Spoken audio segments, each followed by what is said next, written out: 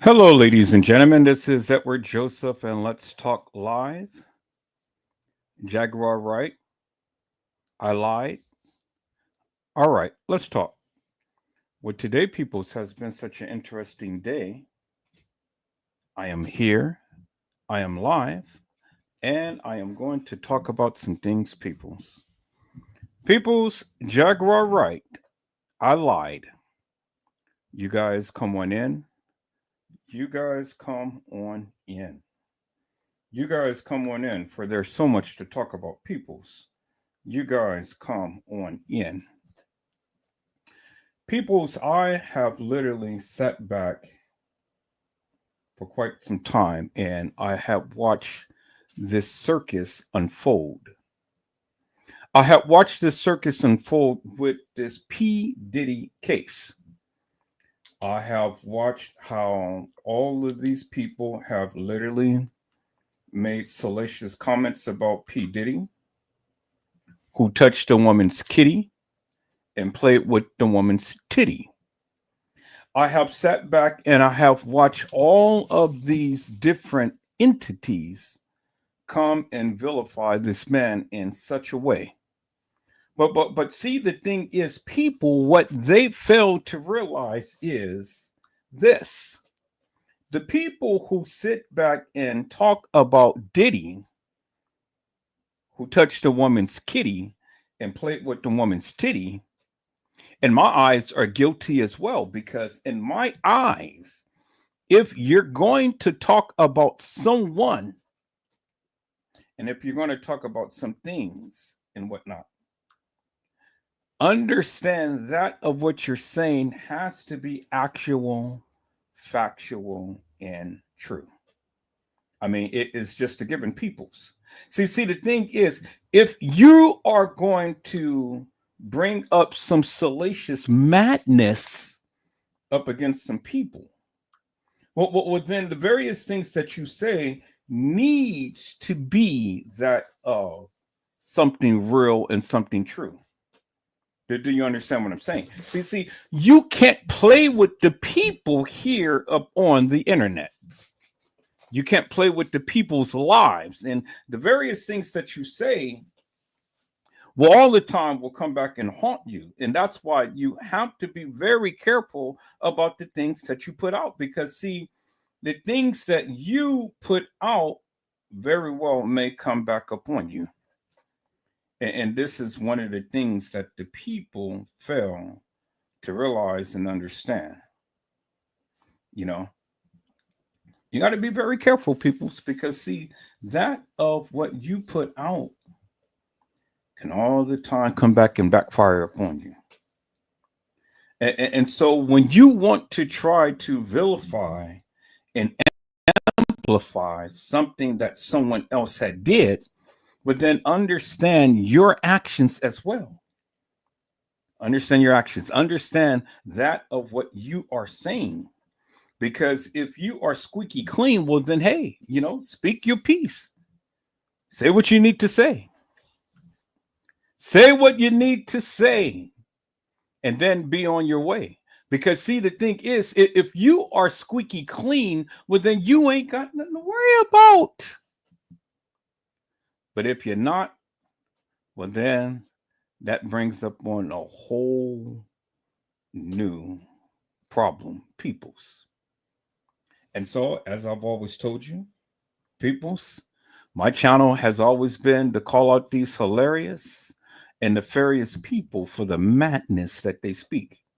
And it does only represents the Kanika Jenkins case, but it represents any case that I come about that I deem hilarious and nefarious. And so, peoples, I'm going to say what I need to say. And that's just what I need to do right now. Say what you need to say. Say what you need to say. Say what you need to say. Say what you need to say. Say what you need to say. Say what you need to say. Say what you need to say. Say what you need to say.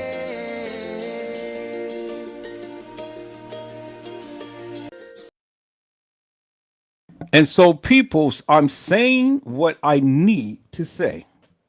And so, before I say what I need to say this. All scenes in this video has allegedly occurred. We hold no responsibility to what is being spoken, peoples. That means whatever I say, you say, or anybody else say on this live has allegedly occurred, people. And so we hold no responsibility to whatever is being spoken, peoples. And so, peoples, let me go ahead and let me share my disclaimer. Copyright disclaimer under Section 107 of the Copyright Act. Allowance is made for fair use for purpose such as criticism, comment, news reporting, teaching, scholarship, and research. Fair use is a use permitted by copyright statute that might otherwise be infringing. Nonprofit, educational, or personal use tips the balance in favor of fair use. All right, peoples. So let's get into this. Let's get into this, peoples. I've had the opportunity to sit back and watch this madness unfold. Now, I didn't really know, and I still don't know Jaguar Wright, but I had my reservations about the young lady and the various things that she was saying up on the YouTube streets. And I was kind of like taken back because I'm like, wow, okay, this one young lady is coming off very strong with that of what she's saying about P. Diddy. Until, and I didn't really do no research, people. So I'm just going to be honest with you. I didn't really do no research and things and stuff because, see, the P. Diddy case really didn't interest me that much. But in the case of Jaguar Wright and the various things that she was saying, well, that did. That interests me a great deal. And so, peoples, I find it interesting and ironic that Jaguar Wright had the audacity to sit up here and talk about someone. I said Jaguar Wright had the audacity to sit up here and talk about P. Diddy. And I find it very interesting, peoples, because, see, she was literally blowing this man out the water. And I was like, wow, that's very interesting how she has her mouth up on him, but yet she gets up on here and she literally caps a great deal about Diddy. And I came across I came across this video that this young lady had did that literally, and I mean literally, blew this woman out of the water. Literally. And she broke it down like you wouldn't believe. And she basically just called Jaguar Wright a liar. I mean, literally, just she broke it down and she called this woman a liar. Liar, liar, pants on fire. And I was like, wow. I was like, man, look at here, look at here. I had to go ahead and I had to copy this link because I knew I was going to go and talk about this. So I'm trying to go back and find the link that I was looking at. And this young lady, she literally broke it down. And see, people, when I find different videos and stuff, I sit back and I watch it and I go and I talk about it. I really do. I sit back and I talk about it. And this live that I'm about to show you has literally I just must say this, peoples.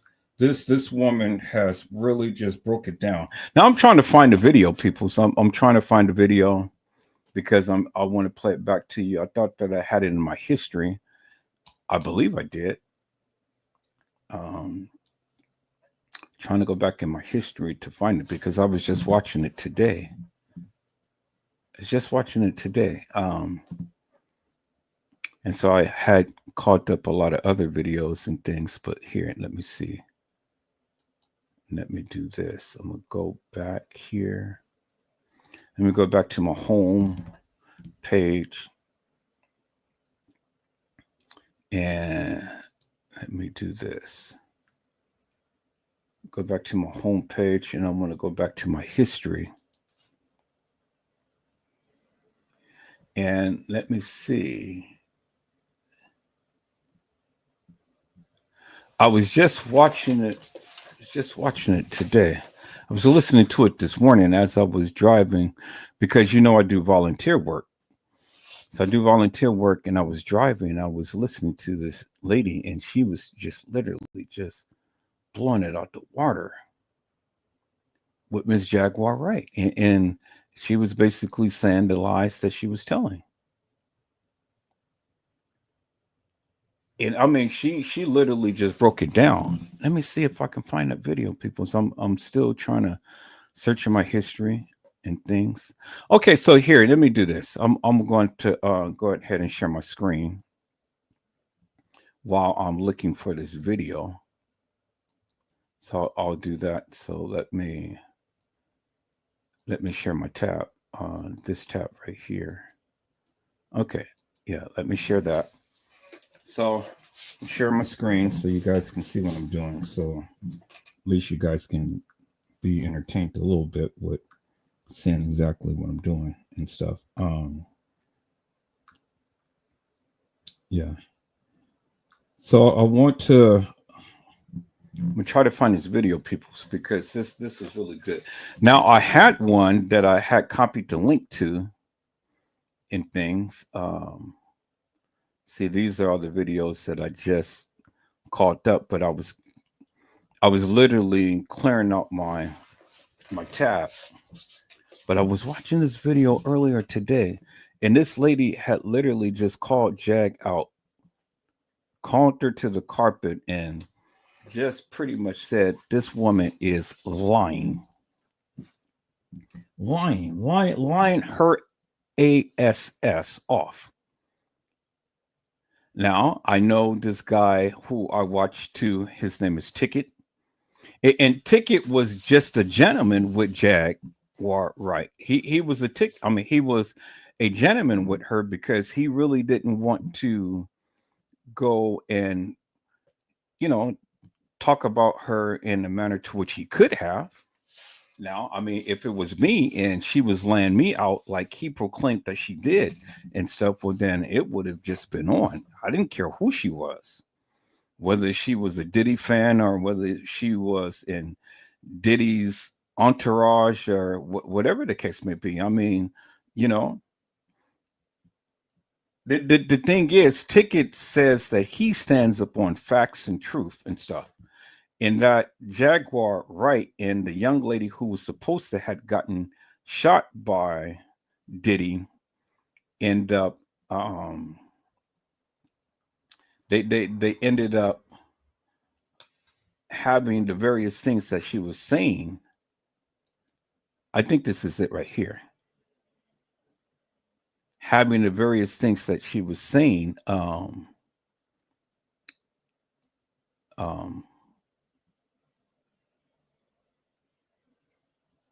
Yeah, I think this is it right here. Yeah, this is it right here. I think. Let me see. Well, I don't know why y'all tripping about whether or not Blue Ivy's pregnant. Y'all ain't had no problem with Willow getting banged down by that 23-year-old nigga in her daddy house. Whoa! Did you just say Blue Ivy was? Okay, so no, this was one of them.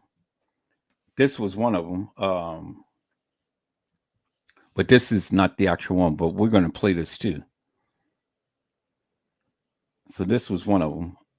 Let me see. Let me keep going down because let me see. That was one. Let me see if this is and defending KK, defending Brandy, exposing the truth. In today's episode, we will be talking. okay. So no, not this one.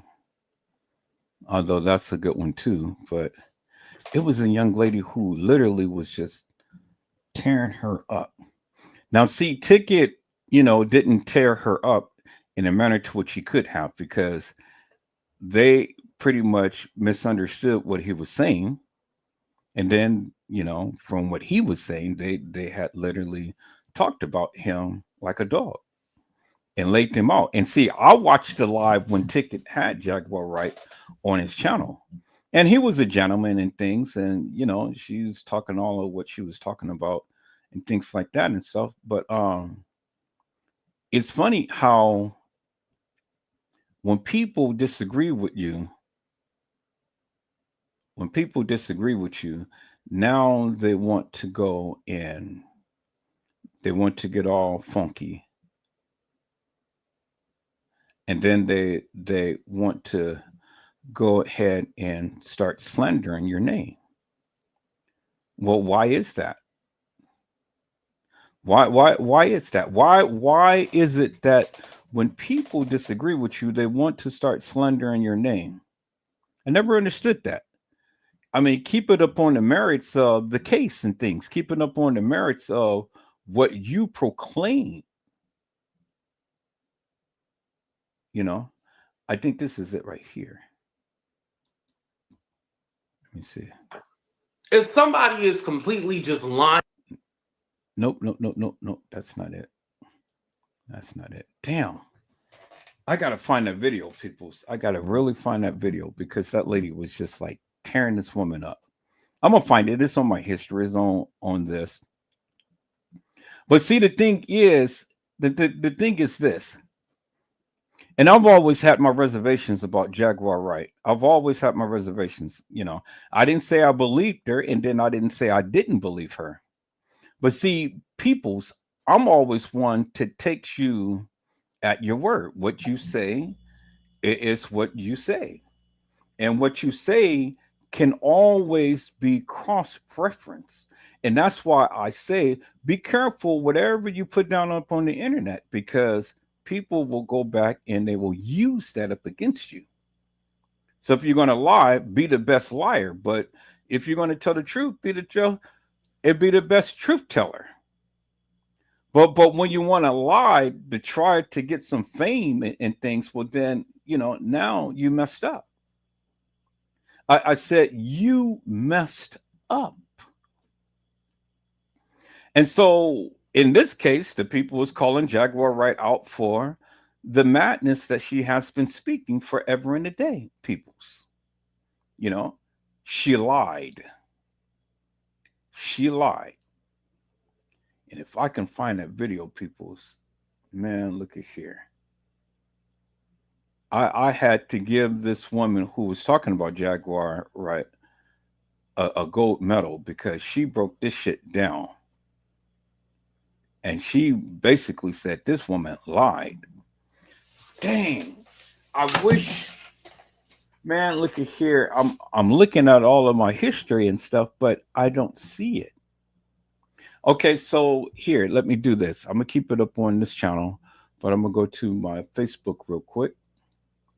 And I'm going to go to my messenger because I think I had copied the link. I think I had copied the link and I think I had posted it to myself. So let me see if this is it right here.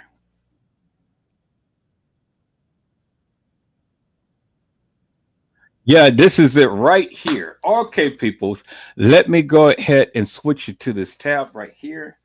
I'm glad that I did send a link to myself because I wouldn't have never found this and stuff. Now, shout out to Danny Robertson. Robertson. Yeah, Shout out to Danny Robertson. You know, this woman has literally did her homework. And this woman has literally called Jaguar Wright out for the salaciousness and the lies that she's been telling peoples. You know, and see, the thing is, peoples, my thing is this, you know, I get it. This is internet. Everybody wants clout status and stuff. Everybody wants to say this and that and the other and so on and so forth, you know. But my thing is this, and it's clearly this, and it's always been this. If you're going to take personal jabs up against people, you know, then you better make sure that you have your facts right. You better make sure that you can stand 10 toes down with the various things that you say. Because see, the thing is, peoples, see, when you open up your big fat mouth and you go and you start talking about people and you want to bring peoples down with all of that salacious madness, well, then just get prepared, because your time is coming.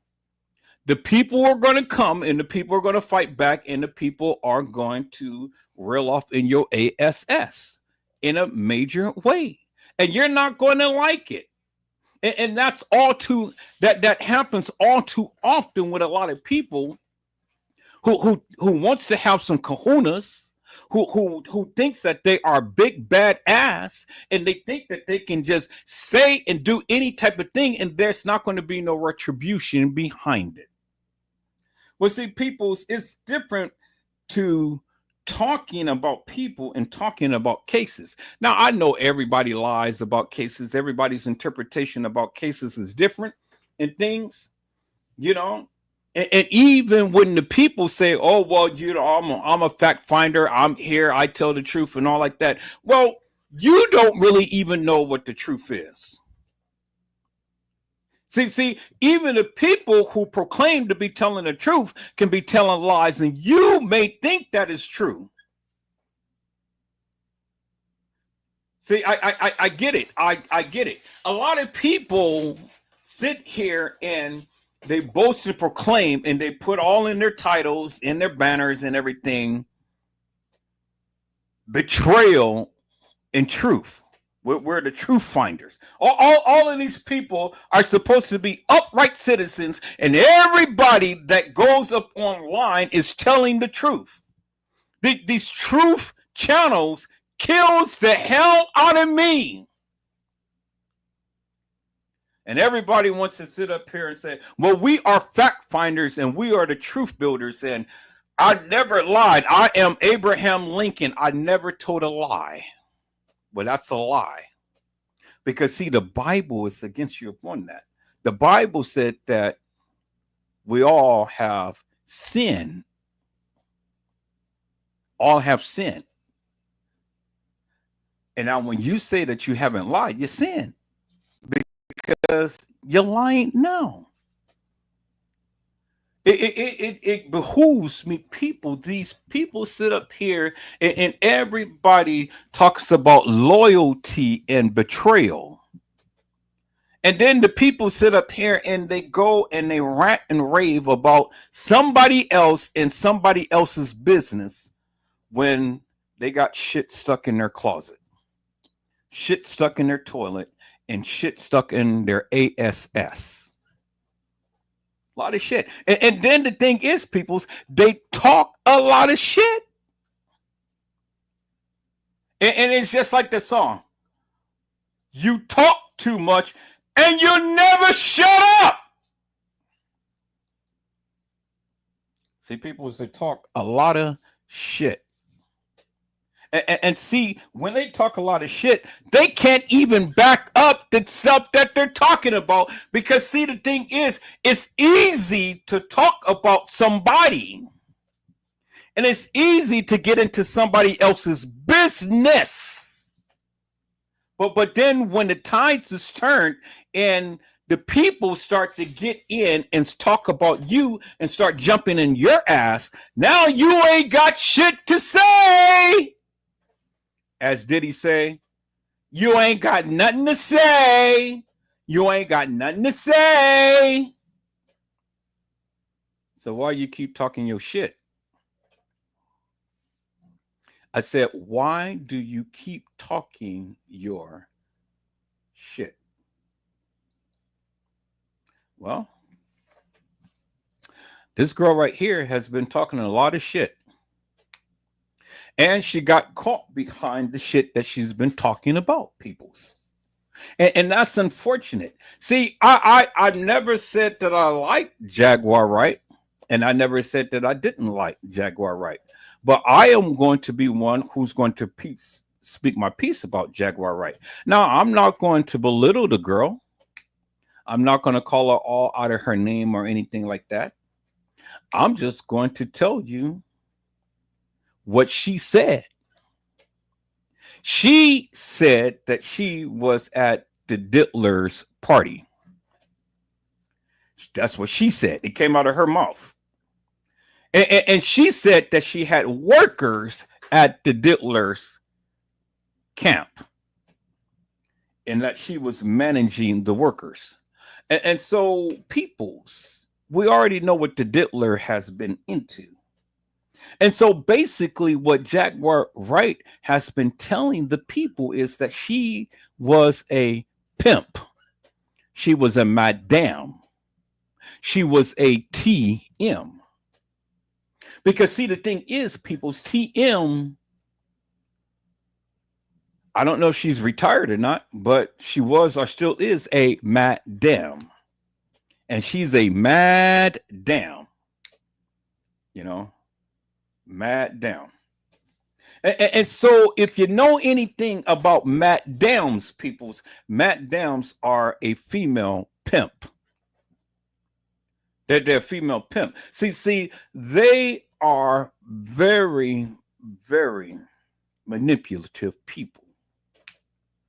They have a greater understanding about life, and they can inspire people to do things that they would do and they wouldn't do. They can coerce people into doing things that they want them to do.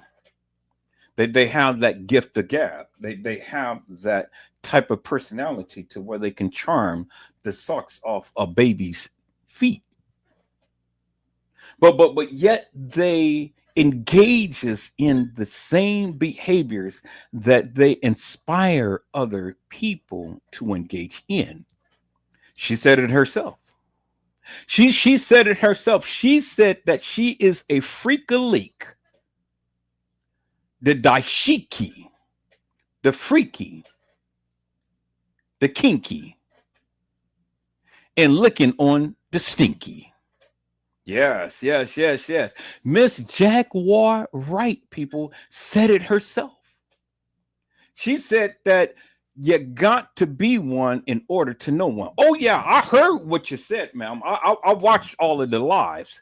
I watched the things that you said out of your own mouth.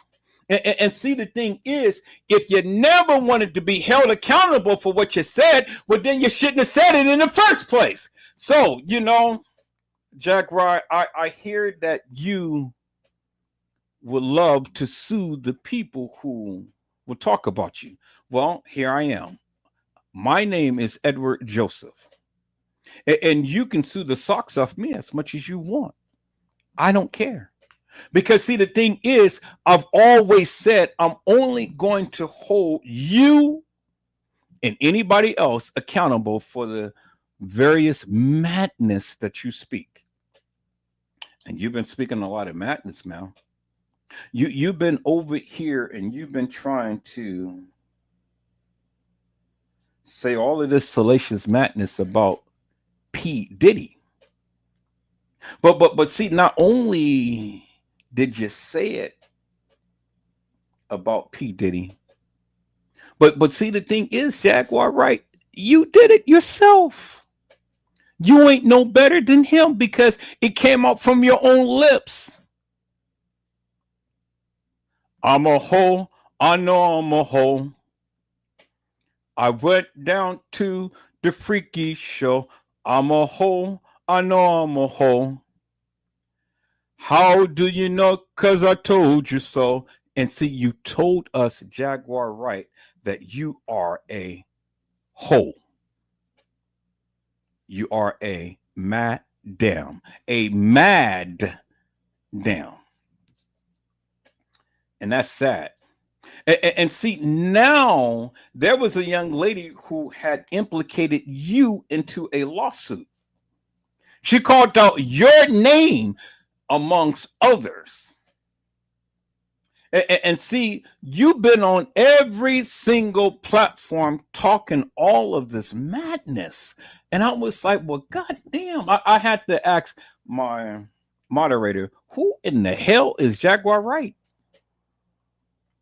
And she told me a little bit about you. I really, and to be totally honest with you, I didn't do no research whatsoever about you, because all I did was just watch all of the lives, and I watch you get on and talk all soft and all like this. But see, one thing about you, Jaguar Wright, that I have learned so quickly is that you are very domineering. And when the people ask you a question, you never answer the question directly, but you all the time avert to something else. And you never want to allow the other person to get a word in, because, you come with the soft spoken tone and then you ramp it up and stuff, and then you go way off the kilter. I think that you are a internet fantasy. I think that you're one who wants to try to sit and boost yourself up to be something that you're not. Now, you may be a singer, and you may have had ties with Diddy and Jay-Z and different things like that. But see, I think that you have some serious problems. I really do. And this is just my opinion, based upon the various things that I've seen and stuff. This is just my opinion.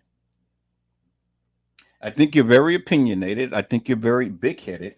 And I think that you sit and you speak so highly of yourself. Now, you got some mad talents, man. You got some mad talents and things, but I think you're going about it all wrong. You want to sit up here and you want to talk about the people, but you need to talk about yourself. And see, when you talk about yourself, you go and you tend to bolster yourself so much more than not that you implicate yourself in a lot of madness that you're not even aware of. Now, see, I saw that live when that young lady had came on, and you were trying to tell her, oh, well, we can help you. We can get you some help. That woman literally came on and she was expressing some things that she said had happened. That's what she said. But you wanted to downplay her because you kept saying, well, I don't know you. I don't know you. I've never seen you before. I never talked to you and all like this and stuff. And so, both of you were coming on with all of this lies and madness. Now, I'm going to find that video of that young lady who supposedly had been raped and sodomized and assaulted and things like that. And she came on and you told her, well, you shouldn't be coming on national TV and speaking your piece and stuff. Well, why? How are you? Wait. First and foremost, who in the hell do you think you are? That you can sit up here and you can tell someone else that something happened to, and tell them that they need to be quiet. You ain't never stepped 1 foot in her shoes. And I don't know if you ever experienced anything that she's experienced, but you are not her. And I took offense to that because I said, look at this woman that have the audacity to sit here and try to tell this woman she needs to be silent. And that girl, she got so wound up, tied up, and tangled up, she had to even get off the live. But then she came back. And then you guys kind of put an end to your little madness that you had going. But see, Jaguar Wright, see, I can deal with people like you. You know, I can deal with people like you, and I dealt with people like you and stuff. You know, for many times, many years, and even on this internet. See, you go from channel to channel, just like she did, from channel to channel. Anybody who's going to give them a spotlight, anybody who's going to give them some play, you know, a lot of people held you in high regard and things. I saw you on the white channel with those two white men and stuff, and you're talking, and you constantly badgering and belittling Jay-Z and Diddy and Beyonce and all like them and stuff. But then you also belittled yourself because you implicated yourself in some of the madness. So you ain't no better than them. And so I don't know how you can sit around and talk about somebody, but you are an internet fame, you know, because you brought fame and recognition to the people whose channel you came to and stuff, and you talked to them and things, whether you like them or not. Now I want Ticket, and I'm gonna go back to his channel. I'm going to see, because he said that he put that link down in the channel to where you literally browbeat him, talked about him, told him that he is a what do you call it, a wannabe something or something to that effect. I'm not taking it out of context, but you know, it's just my interpretation of what he said that you said about him. But to get clarity, I'm gonna go back and I'm going to listen to what exactly you said, and I'm going to play it back for the people to hear. Because I was here and I was sitting down and I was watching when you was on Ticket's channel and you was talking to Ticket, and you know, you wanted to say so much, but Ticket didn't want to go ahead and really kind of like put that out there like that, and put that spotlight. He wanted you to go on your channel and say the things that you need to say, but you know, you just took it upon yourself. Well, okay, well, I want to say this, I want to say that, and so on and so forth. But he kept trying to downplay it, downplay it, downplay it. But he was happy that you came to his channel. You know, he was happy. He was respectful and things. He gave you a little bit of accolades and so on and so forth. You were buttered up and all like this. But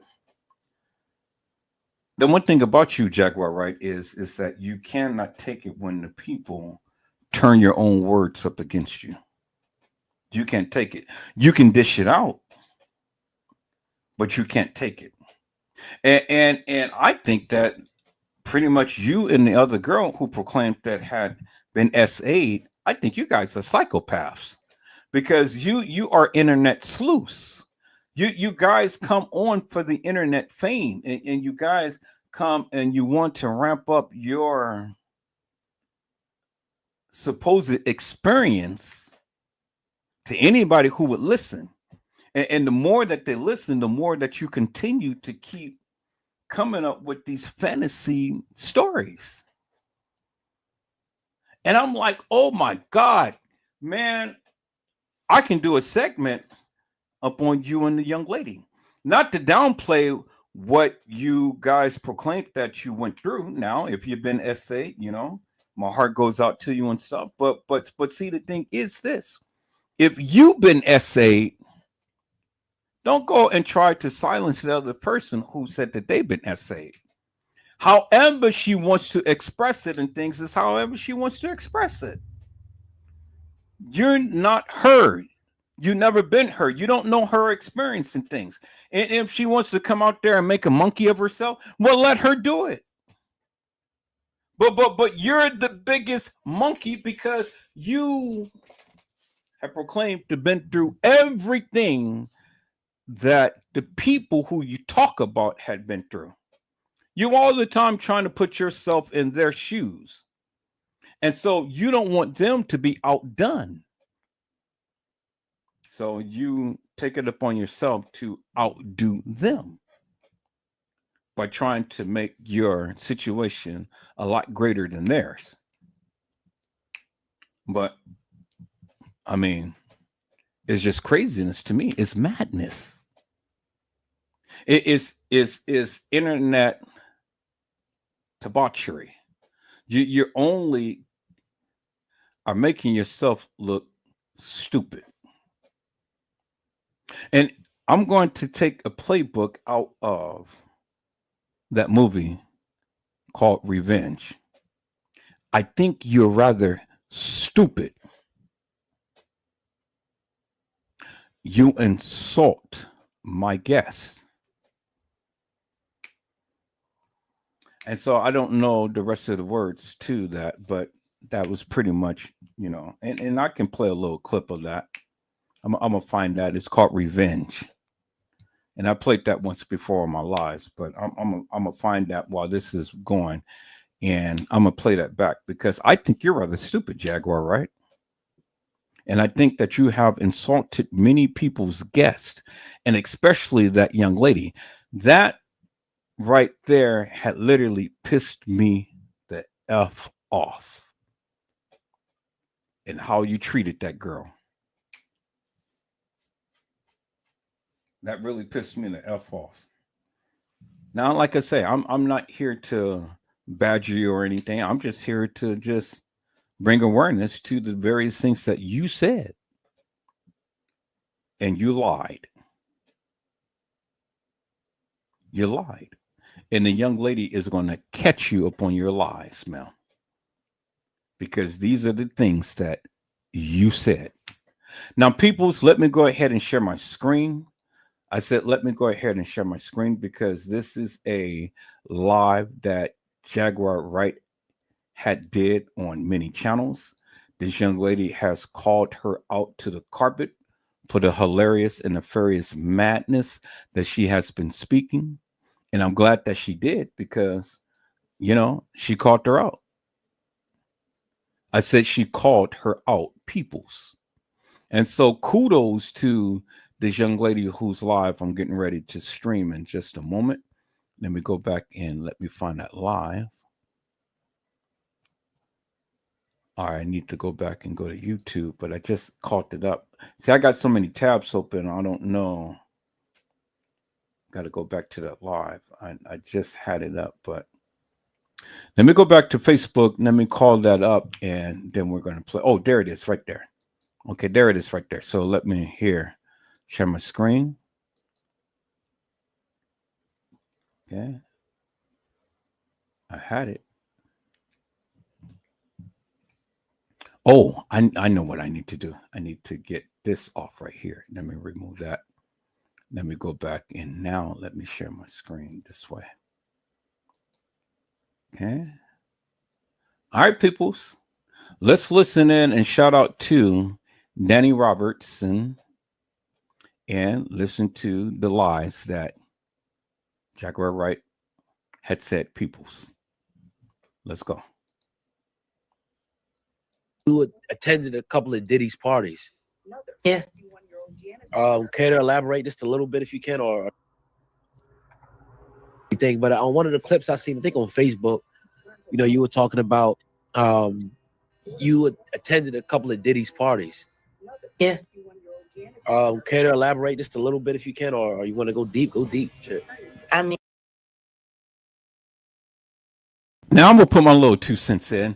She said that she attended a couple of Diddy's parties.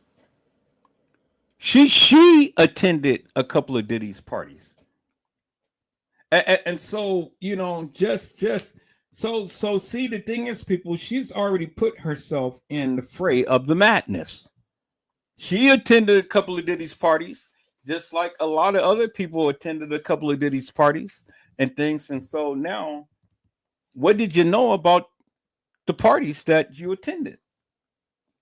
Because see, the thing is, if you go further and say, oh, well, you knew this and that and the other, well, then you are a party to the madness. You're a party to the crime. And you should have said something. You could have protected the people, but you didn't. because you are the mad damn. You are the mad damn. And you're sitting up there smoking and happy about the various things that you said and what you did.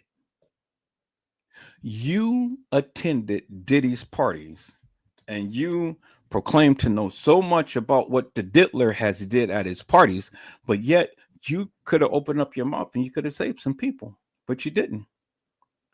The one thing you did was just went on to internet and spread it all over the internet and stuff. But yet, in the same breath, you turn around and you implicate yourself in this madness. And you was just as guilty as the people who were there. And it all came from your lips, ma'am. Now, let's listen to the young lady because she's calling her out. She's going to call her out, peoples. She said, Jaguar Wright admits to lying and misleading podcasters. Diddy denies ties to backpedals over, and let's see, over lawsuits.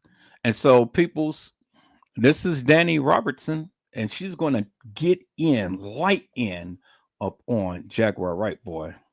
I mean, this woman is going to tear her ass up big time.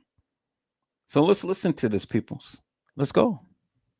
I mean, honestly, I went to be nosy and I went to go make sure that my workers were working.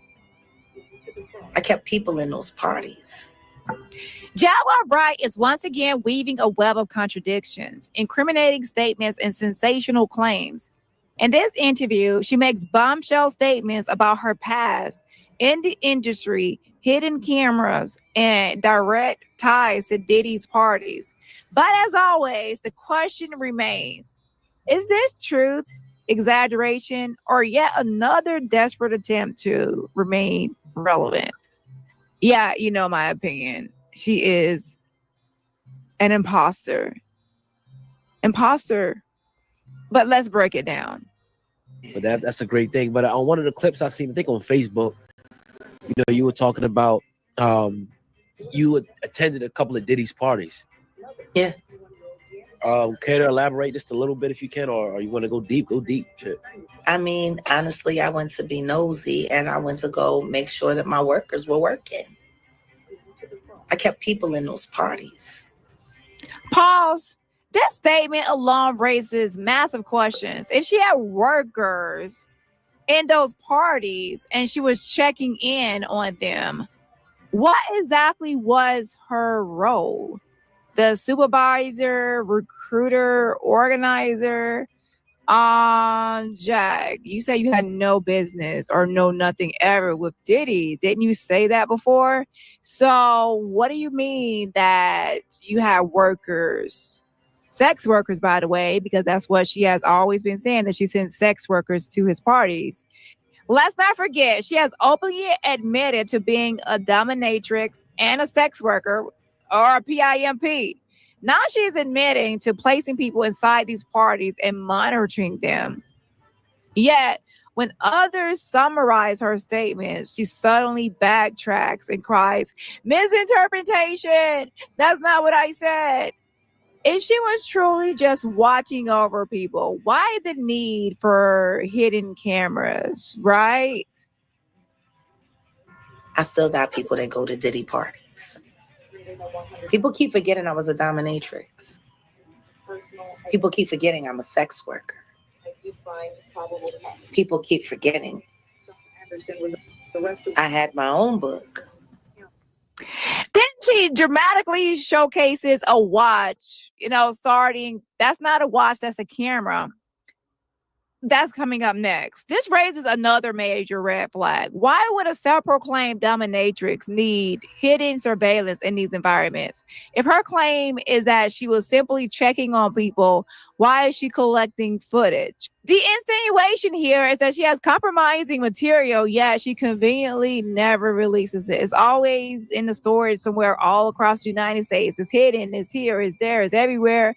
And she's never going to release it. But yeah, she claims to be a whistleblower, but not blowing any whistles, but blowing on DIC. Yes. Yeah. She even goes on to say, little hidden cameras like that, I'm going to be able to rig them up so I can go live. If this were true, why hasn't she done so?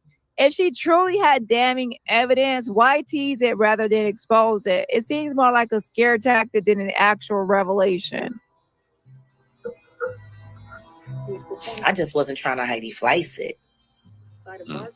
I was an artist. I had a reason to be in certain places, which gave me the reason to keep people on my list at my table. $1,000 for a 17-foot TV system that cost $150,000. You know what I was going to ask you, Jack? How the hell do you know all this stuff? Is that how? Really expensive things. We know we got our pocket. Let me show you a little something that I don't show most people. Consider dropping the bond amount from $20,000 each count. Lovely timepiece, isn't it? Has been charged. Yeah, lovely. Hold on, let's get in on that. I'm trying to hold on, let me remember how to do this. I'm gonna zoom in. So there you go. There you go. Tragic update about a woman. You don't see me wear it often. Right. If you see me wearing this, though, you should be worried. Sexually assaulted him. So they ask her, how do you know about what goes on in the Diddy parties?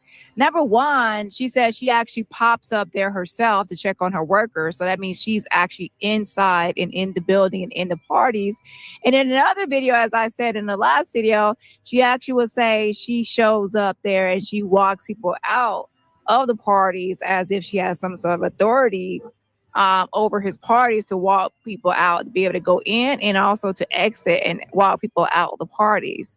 So there's a lot to be said here, right? So now she says she has these watches and these are hidden cameras and it is about $34 or less. So it's not that expensive.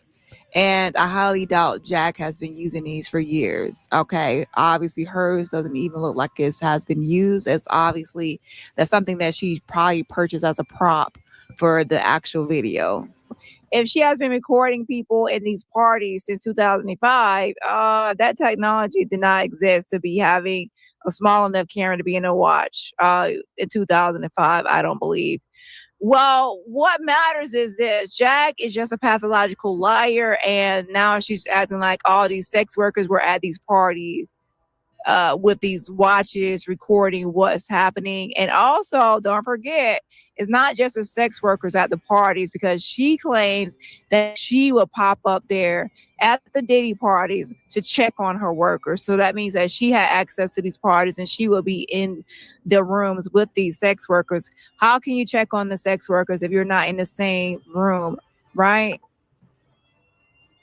Can you speak about the significance behind that watch? You can.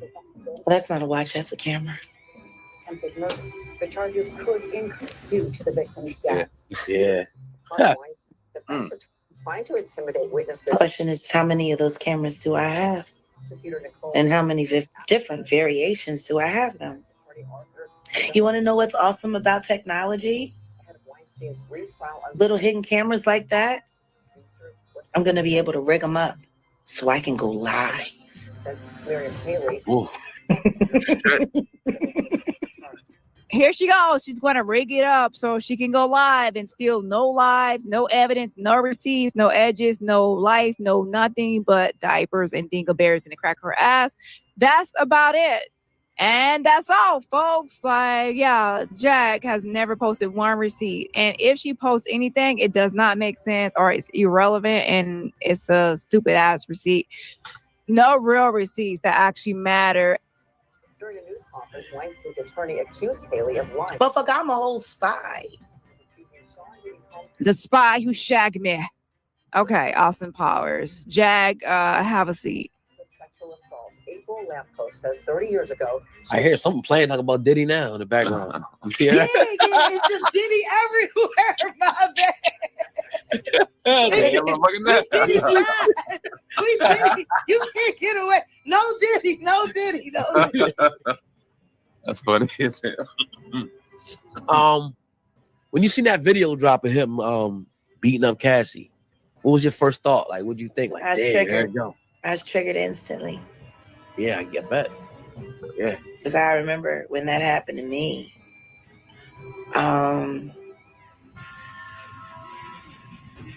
Running out of that hotel room with a sheet. And he came out. And he grabbed me by my hair and he dragged me back. And he just hit the shit out of me until I stopped fighting. And then he had his way. Oh. Was it somebody in the industry? Yeah. Okay. The media side wants me to ask who, but then the brotherly side wants you to keep that private. So if you want to disclose it, you can, but if not, we definitely respect that too. I'm gonna pay my debt.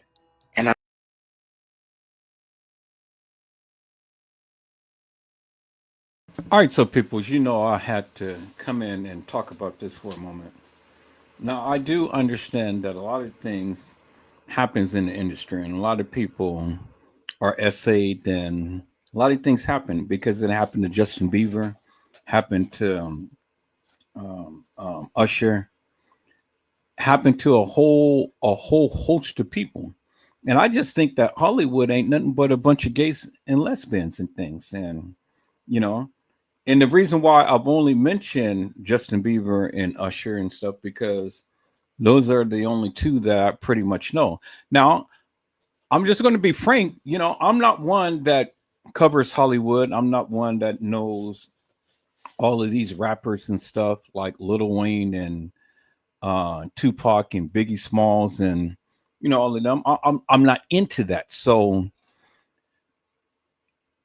don't come to me and well, you don't know the people and stuff. Well, I don't have to know the people to talk about what I talk about and things. I don't even know Jaguar Wright Johnson to talk about her and stuff. So you can save that madness and things. I'm going to talk about what I'm going to talk about regardless. But see, the thing is, peoples, I do believe that a lot of this madness has been going on in the industry, and a lot of buns has been busted. And people like Diddy and people like Jaguar Wright, like titties, like ass, like peak, like Punani, the V Cat, and all like that. They like that, and so they exploit these people in such a way. And so I am so happy because see, the Bible tells us, people, be not deceived, for God is not mocked. Whatso a man soweth, that shall he also reap. So if you're going to go around and popping people's buns, well, then you're going to reap that. And how you reap it? Well, you reap it by a illness. That's why the AIDS epidemic came out and things and stuff. And it hit a vast amount of people.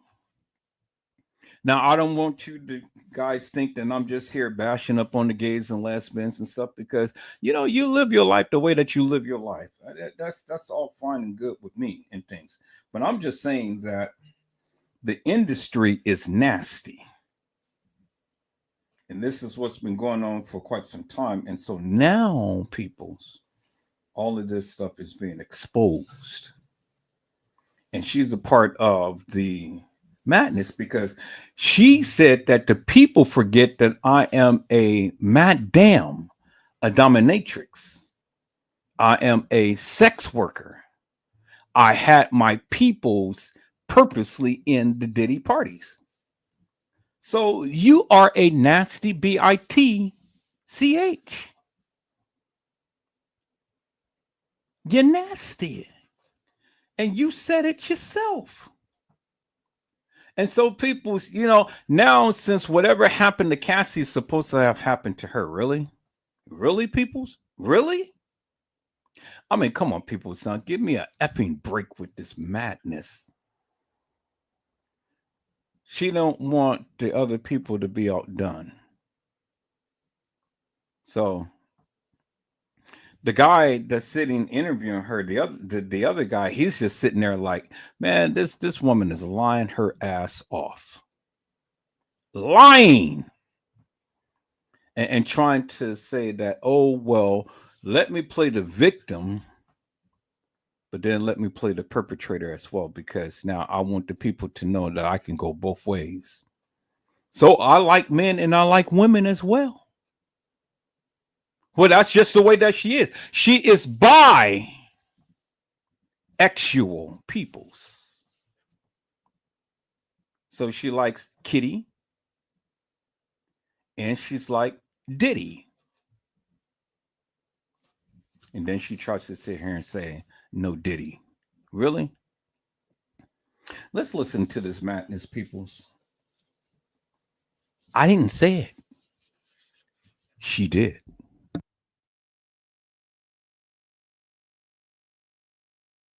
I'm going to collect what's owed to me in my own way.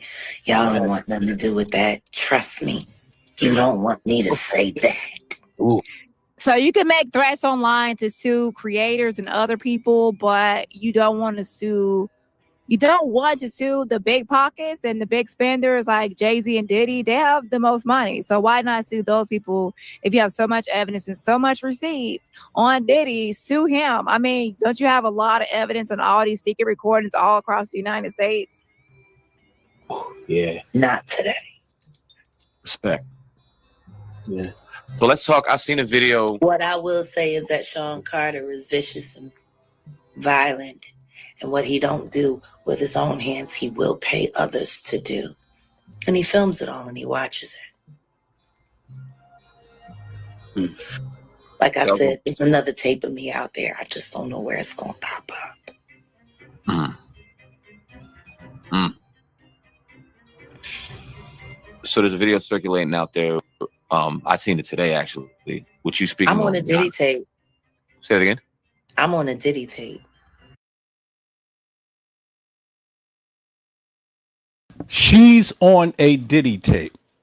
Do you think I would pay 1 red cent to see her on a Diddy tape? Peoples, I mean, there's a lot of porn videos out there and stuff. Do you think I would actually pay to see her on a Diddy tape? Who gives? People see, now look, right there is just the admission that she made. She's on a Diddy tape. And so by her being on a Diddy tape, she already knew what Diddy was doing. So did Diddy play her kitty as well? She said she was a sex worker. So she is right in there with all of those other people who has been having their buns busted. So did Cassie end up employing her? Because see, people, I can't see for any, I can't see for the likes of me that they would have to force her to do anything when she's just saying, hey, I love to do this. I'm a sex worker. I'm a dominatrix. People forget what I did. No, I ain't forgot. I ain't forgot what you said, Jack. You said it. I didn't. You said that you're on a Diddy tape. Now, when Diddy go to court, and then they go and they say, well, Jaguar Wright, were you on a Diddy tape? What is it that you're going to say, Mel? I was on a Diddy tape. Who gives 2 rats' asses that you've been on a Diddy tape? Why would anybody go on live to promote them as being on a Diddy tape? Really, peoples? Really? I mean, you know, you want people to have respect for you, but yet you are degrading and downgrading yourself. So should I call you a SLUT? Should I call you a bitch? Because that's what you're presenting yourself as being. Because it's only those type of people that was at a Diddy party. And guess what, Jaguar, right? You said that you were on a Diddy tape. So did Diddy play with your kitty and play with your big titties? Did he get some milk out of it? Did he go moo moo you? Did he milk the cow?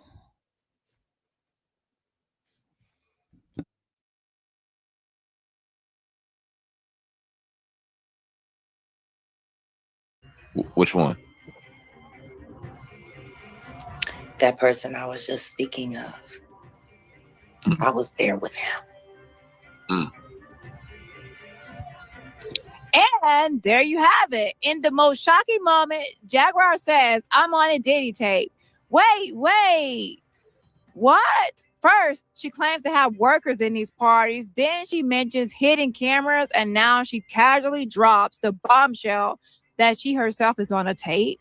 But of course, no details follow, no clarification, no proof, just a mysterious claim designed to keep people talking. She further says there's another tape of me out there. I just don't know where it's going to pop up. And then she brings up Sean Carter. Sean Carter is vicious and violent. What he don't do with his own hands, he will pay others to do. And he films it all and watches it. This raises a major question. If she was on a Diddy tape involving Jay-Z, how would she have ended up there unless Diddy was somehow involved? Diddy tape, that's possessive. That means it's Diddy tape. He has something to do with it. What was the nature of this recording? We already know she just mentioned a violent encounter, right? And she said she's on a Diddy tape with the person she just mentioned, and that was none other than Sean Carter, Jay-Z. And if this is as incriminating as she suggests, why hasn't she pursued legal action against him? If she can threaten lawsuits against smaller creators for speaking on her, why not take on Jay-Z and Diddy like Cassie did against Diddy, especially when she claims Jay-Z did worse to her than what Diddy did to Cassie? It's common knowledge that NDAs, non-disclosure agreements, do not prevent someone from reporting or suing over criminal activity. If she truly has evidence of crimes, an NDA would not hold up in court. So what's stopping her? The simplest explanation is often the correct one. Either she does not have the evidence she claims, or she's using these stories to keep herself in the conversation. And ladies and gentlemen, it's not the former, it's the latter. She's using these conversations to keep herself in the conversation. She's bitter. She's not in the industry. She's jealous of Mary J. Blige, Jill Scott, and everybody else that made it. Erykah Badu, Beyonce, Jay-Z, and she feels left behind. I mean, that's why she's trying to make a living off these people. She feels like they owe her, especially Jay-Z. She feels entitled. She spent years begging and pleading for Jay-Z to reach out to her and contact her. And when he ignored her, she spazzed out and had a freaking narcissistic rage. You motherfucker. I helped make you, Sean Carter. I helped make you. Fuck you. You don't want to acknowledge unplug? Acknowledge this shit. Produce the fucking commission. Produce it. She put her Fred Flintstone yabba dabba doo feet on that gas pedal, and she has not let her foot off that gas pedal. Okay. At all, full throttle ahead. Okay, watch out for the bald-headed bitch. She's coming through. Make room, make way. She is in a rage. Okay, she's bitter, a bitter, failed flop singer, and she's not even a hit wonder. Name one hit of Jack. Your time's up. No hit wonder. Okay, she had a 5-second Coca-Cola commercial, and she looked like she was on Coke and not just drinking Coca-Cola. That's just a speculation, observation. Put your hands together for Miss Jaguar Wright. Just let it flow.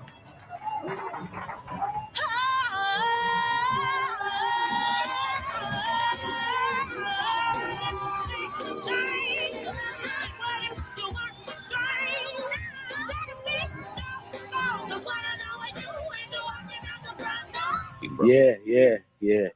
But that's a great thing. But on one of the clips I seen, I think on Facebook, you were talking about you attended a couple of Diddy's parties. Yeah. Yeah, I did. So that's not the only video she has stated that she has attended Diddy parties. Once again, Jaguar Wright has thrown out explosive claims but failed to provide solid proof.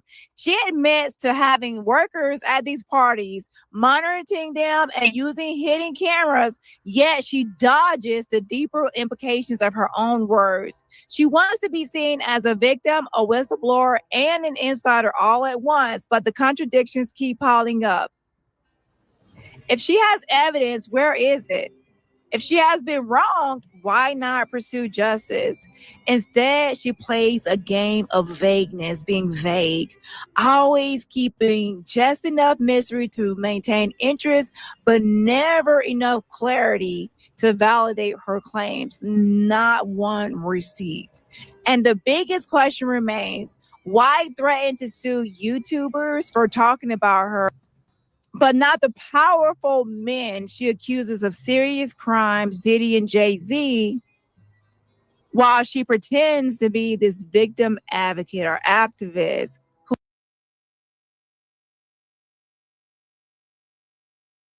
Well, like I said, people, Jaguar Wright can come after me. She can try to sue me for defamation of character or whatever. I really don't give two rat's asses because at the end of the day, I'm only going by what she said. So sue me. Sue me for defamation of character. Sue me for talking about you. I don't care. Take your money, go file your paperwork, and then take me to court. And see if you get one red dime.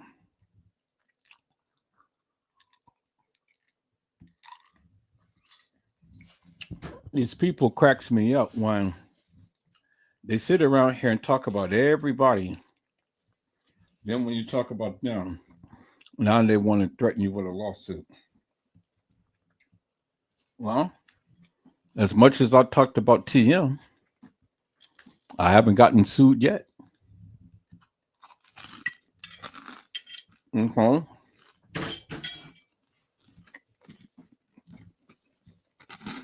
As much as I talked about a lot of people, I haven't gotten sued yet. So, I'm waiting. But as you can see, people, back in that time to when she proclaimed that she had a video camera in a watch, technology wasn't even that advanced yet, peoples. It wasn't even that advanced to where we can have cameras and watches. And then if she has a video of something going on at a Diddy party, what was it? I mean, what is just a video of people having sex? I mean, what really what is the significance of that, of what she's showing? And then is she going to be called to testify in the Diddy's trial? I mean, if she has evidence of any freak offs and things, what is the evidence of just people having sex? I mean, who cares if she has a video, even if that was a camera watch? Who cares? Who cares? What does filming people having sex have to do with anything? What does it have to do with anything? Okay, so you filmed some people having sex. I mean, you said it yourself that you're a dominatrix. You are the madam. You're a sex worker.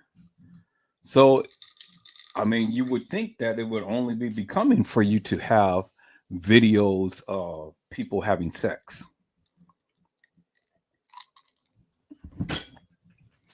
And that there is videos of you being spread all around the internet. Who wants a sex tape of you? Who? Who?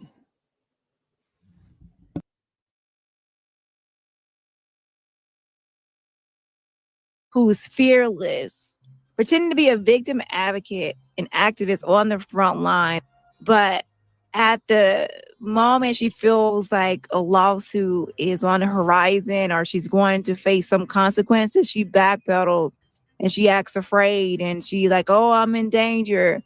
But the other time she acts like she's so bold and courageous and fearless. Basically she acts brave when she's lying, and when she's about to get in trouble she cowers. The only conclusion that makes sense is that she knows going author creators is easy, but taking on real power requires real evidence, something she's never been able to produce. See, on YouTube, people are not really going to ask her for receipts besides other content creators. And she can pretty much say no or play games. But in the courtroom and with the police, you cannot play these types of games. Real evidence is required. And that's something she just does not have and has never been able to produce. Just like she said, she rescued victims from Epstein Island with no boat or no nothing. She's not Jesus. She did not walk on water. She did not do any miracles. Okay. She's not on the Epstein Island list or anything. She's a complete liar without one receipt. Jaguar is not exposed in the industry. She's exposing herself for spinning stories that never add up and without one single receipt. A serious issue that Jag has is that she constantly tries to compete with other victims. Like whenever there's a real victim, she tries to compete with that person and take on their likeness or their story. Jaguar Wright continues to insert herself into conversations where she does not belong. This time competing with Cassie and downplaying the severity of her situation. Instead of standing in solidarity with victims, she twists the narrative to center herself, diminish others, and make her own claims seem more extreme. Let's break down her attempt to rewrite history and place herself at the center of the controversy. Guess what? It was the sloppy one that got him caught.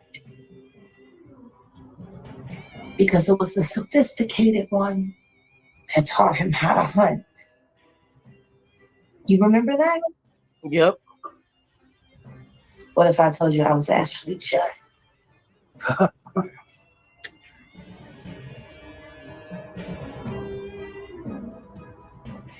Sean Carter is just as bad as the diddler. And I know that for a fact. I got the scars to prove it. Huh?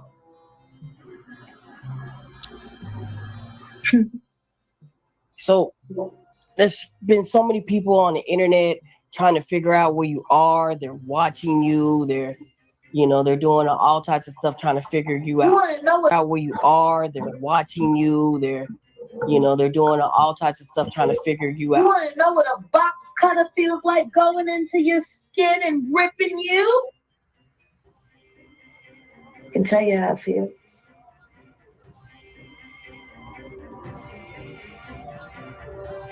Y'all ain't seen shit yet.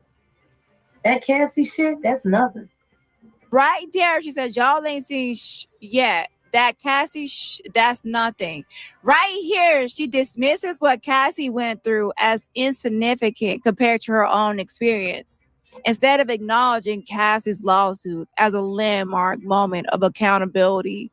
Jaguar treats it like an inconvenience, something that shifts the spotlight away from her.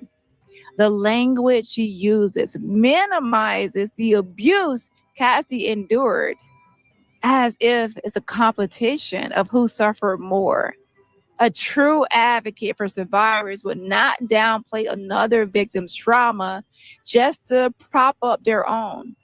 But Jaguar's focus has never been on justice. It's on attention and profit. At this point, She's less of a whistleblower and more of a contestant on America's Got Trauma, fighting for the top spot. Put down those armpits. You're musky.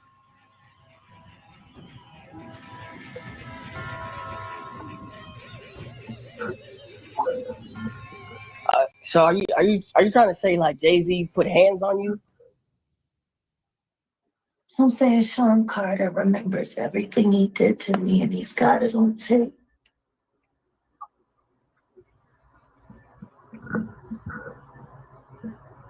Just like Diddy.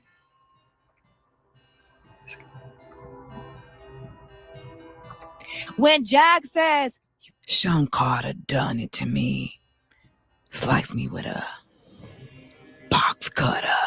When she says that, that's a classic example of using extreme graphic descriptions to outdo her victims' testimonies. She does not provide context, proof, or a path forward, just shock value. Why? Because it keeps people talking about her. Real victims seeking justice don't have time to escalate their claims to compete with others. Cassie provided receipts, took legal action, and reached a settlement. Jag, on the other hand, leans into horror storytelling to create the illusion of credibility. And while we're talking about cuts, let's talk about the real crime here. Jaguar Wright throwing her arms in the air like she's about to start a praise dance, exposing her armpits to the world like we asked for it. Girl, if you're going to keep using the word box cutter, at least make sure you are not out here looking like you just fought one under your arms. The way she's moving, you think she was auditioning for a secret deodorant commercial. Yeah, and even secret deodorant can't keep a secret that her armpits stink. Somebody get her a razor and some accountability while you're at it. And they're going to be crazy. It's going to be the women that give them in the end.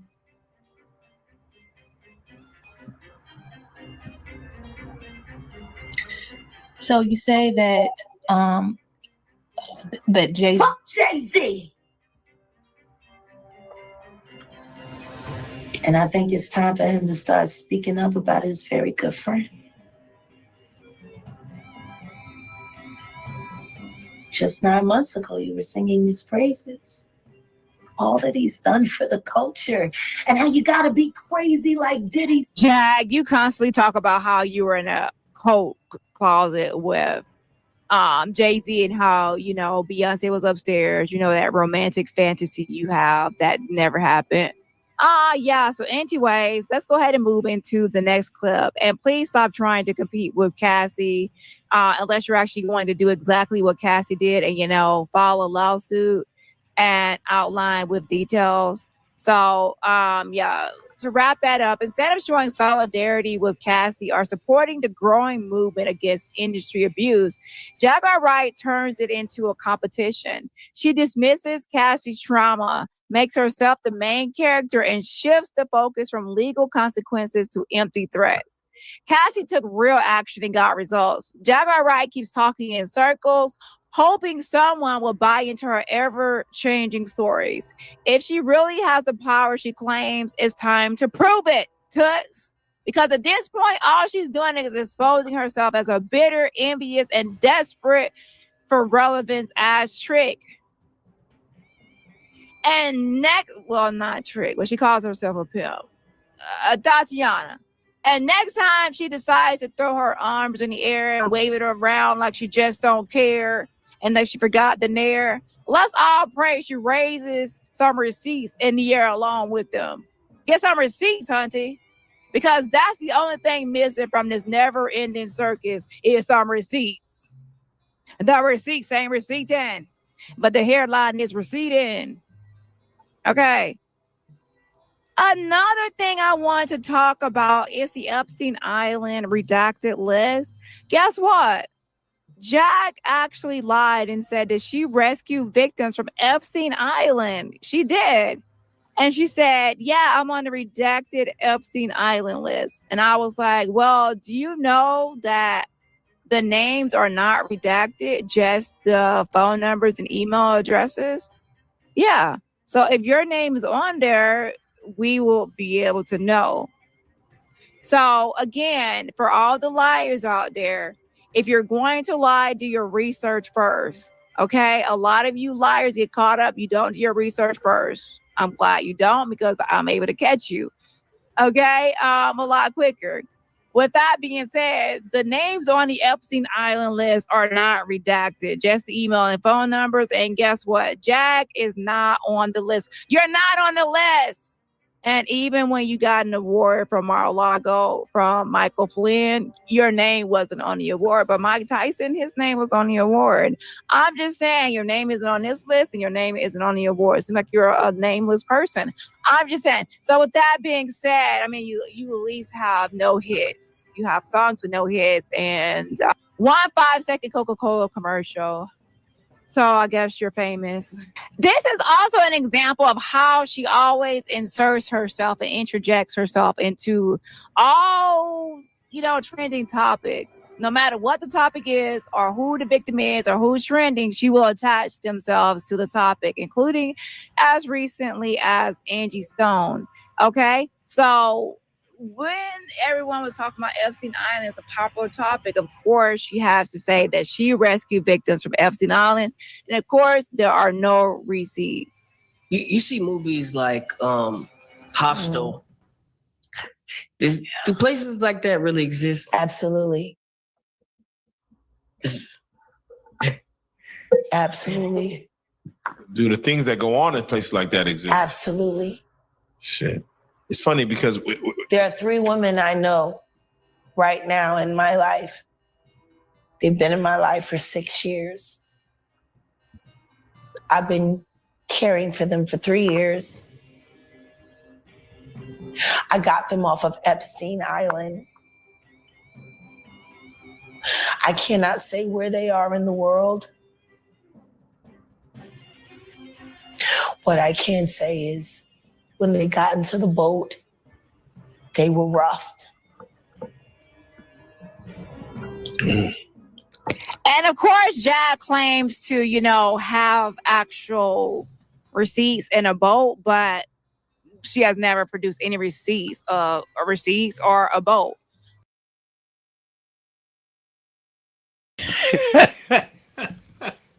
She got the people off of Epstein Island. Well, Jack, did you save Kanika Jenkins? Did you save Kanika Jenkins from Selena Gomez, or did you save Kanika Jenkins from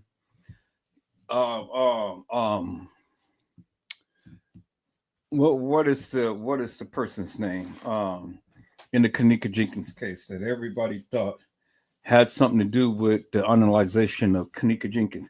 Did you save Kanika Jenkins from the beverage manager, Franz Cave,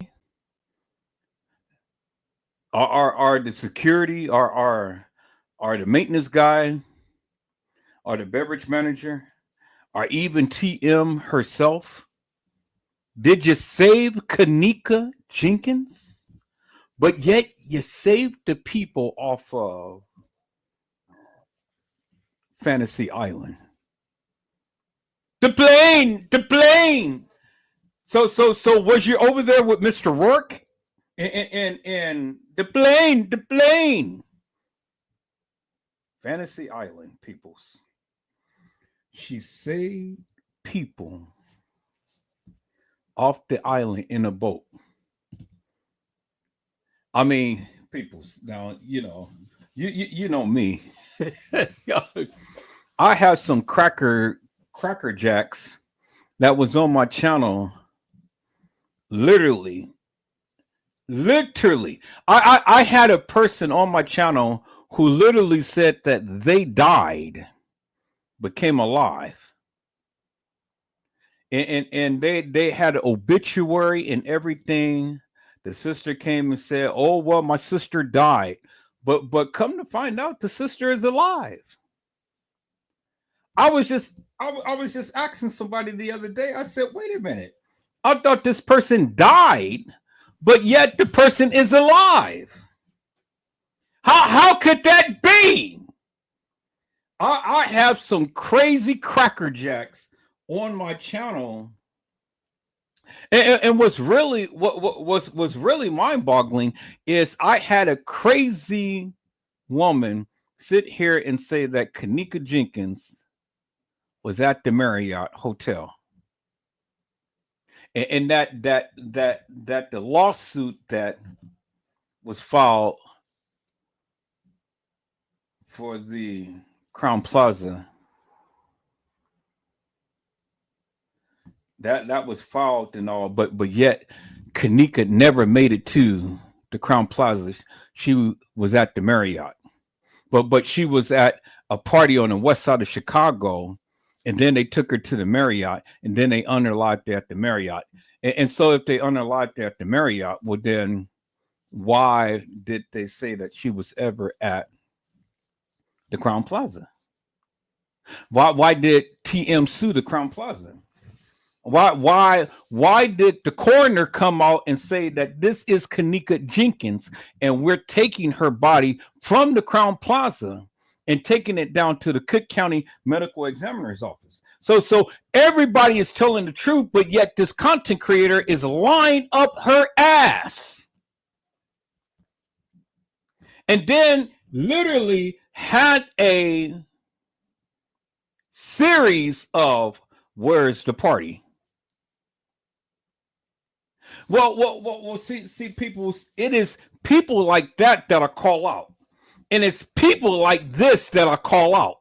And it's people like Trey Gay that I call out. It's people like Casey Chloe Overa Sanchez Mendina that I call out. And all of these other lunatics that I call out.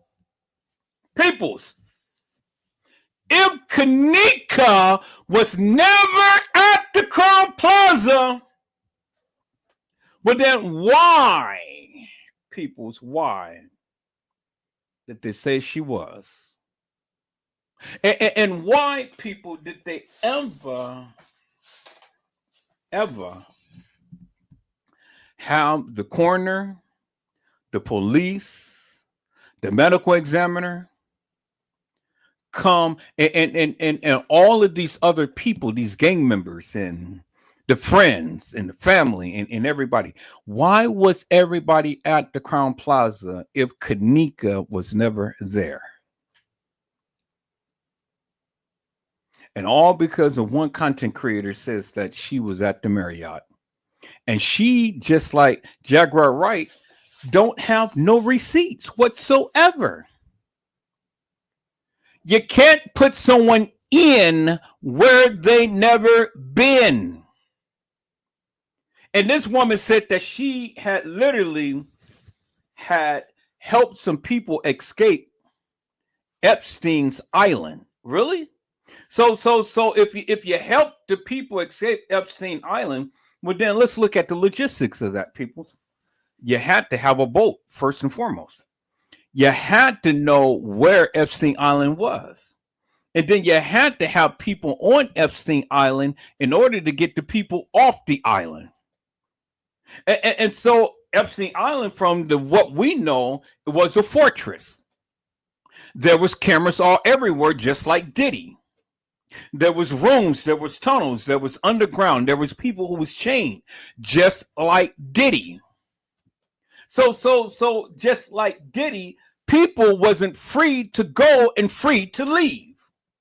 And so if you ever was able to save someone from Epstein's Island, well then that means you had to be on the island and you had to have firsthand knowledge of the island in order to get someone off the island.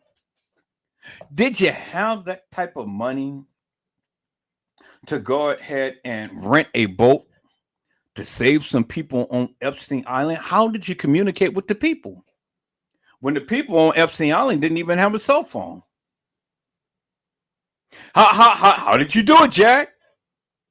I mean, if the FBI, the CIA, and the DOJ couldn't save the people from Epstein Island, how did Jaguar Wright save the people? You didn't. You're lying.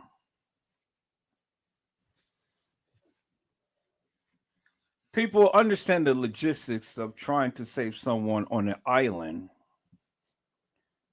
and you don't even know how to even get there.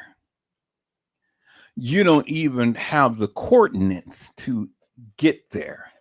And even if you were able to get a boat to the island, you wouldn't even have access to the island. That's why they had an island. Because they did their deviant, devilish, and demonic madness on the island to where the people like you, me, and everybody else wouldn't be able to know or see. So, come on, Jack. You save people from Epstein Island? You can't even save yourself. So now, Jack, now that Diddy has been charged with messing with the woman's kitty and playing with the woman's titty, well, then you can come and you can go testify. And you can implicate Diddy and you can implicate the other guy, Jay-Z, into your fictitious, hilarious, and nefarious madness. Fantasyland. You can implicate them. And now, this is your time to get justice. If that so be true. If it so be true. But oh my God, peoples, man, when I heard that she had saved the people from Epstein Island, I literally cracked up. I laughed so hard I almost put myself in the hospital. I said, see, it's just like what Trey Gay said about the broomstick. That France Convey sent him a letter about Kanika Jenkins being assaulted with the broomstick. People, I made the live. You guys seen the live, and you heard what Trey Gay said himself. He said that a letter from France Convey was sent to him about Kanika Jenkins being assaulted about a broomstick. Really? But yet Trey Gay don't have no evidence whatsoever. But yet he's been sent a letter. So he is a habitual liar. Just like Jaguar Wright. Just like Casey Cloy Overa Sanchez Medina. And just like the other content creator who said that Kanika Jenkins was at the Marriott and never came to the Crown Plaza. And what's so remarkable about it, people, is that you stupid YouTubers, the ones who followed her and followed all of the other people who I just mentioned, you are the stupid ones because you're the ones who sit back and believe that madness and then come and try to argue with Edward Joseph upon the merits of something that you have no knowledge, no receipts, no understanding, no nothing. So how you think that you're going to sit here and challenge me about some madness that somebody else has said? And you don't have no proof to the truth. People, this is why I do my lives. Because I told you when I came to YouTube, I was going to call fictitious, hilarious, and nefarious people like this woman here out for the madness that they speak. Let's go.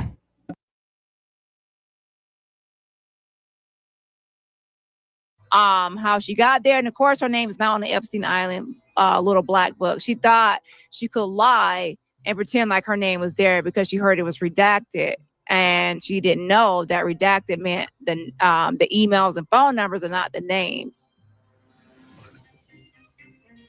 Wow.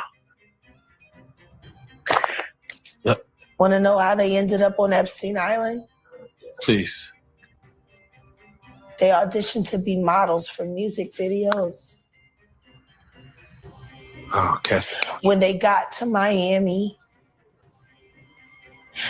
they had to show and turn over their ID, and they collected their passports, and then they drugged them.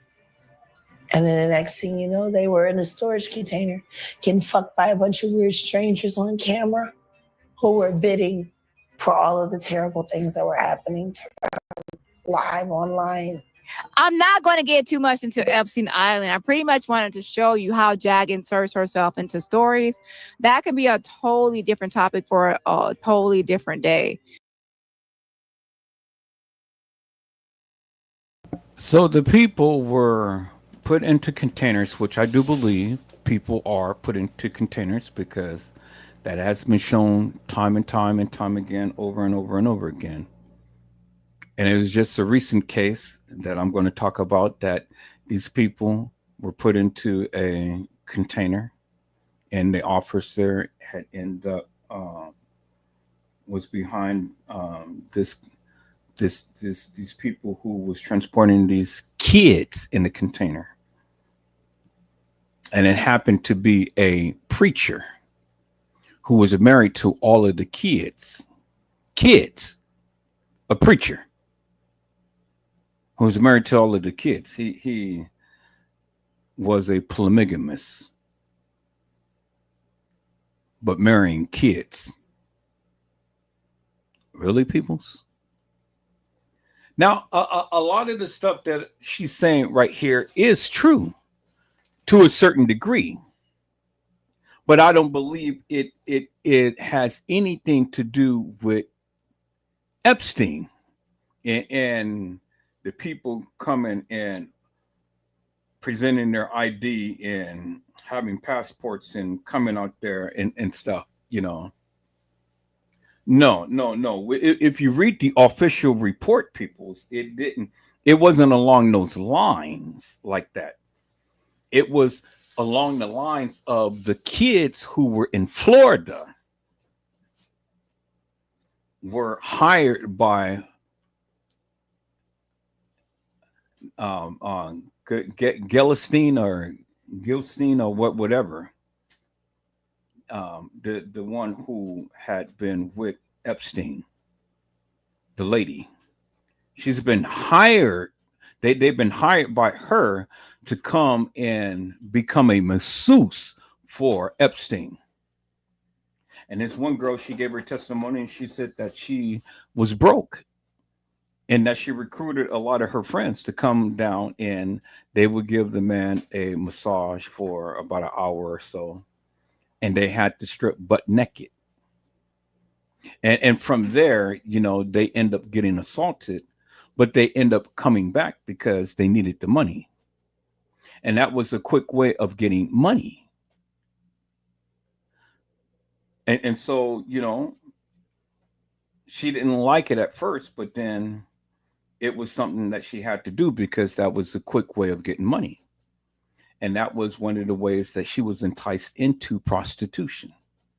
And she encouraged her friends to do the same. And because of the money, that's why the people kept coming back. And I've told you that in the Diddy case, you know, the people, they would do anything for money. And so I don't believe that a lot of people were raped purposely in things, you know. Now some may have, but I don't believe all of them were. I believe that these people purposely, on their own recognizance and an intentional, gave up their ASS and their kitty cat, their Kit Kats, for money.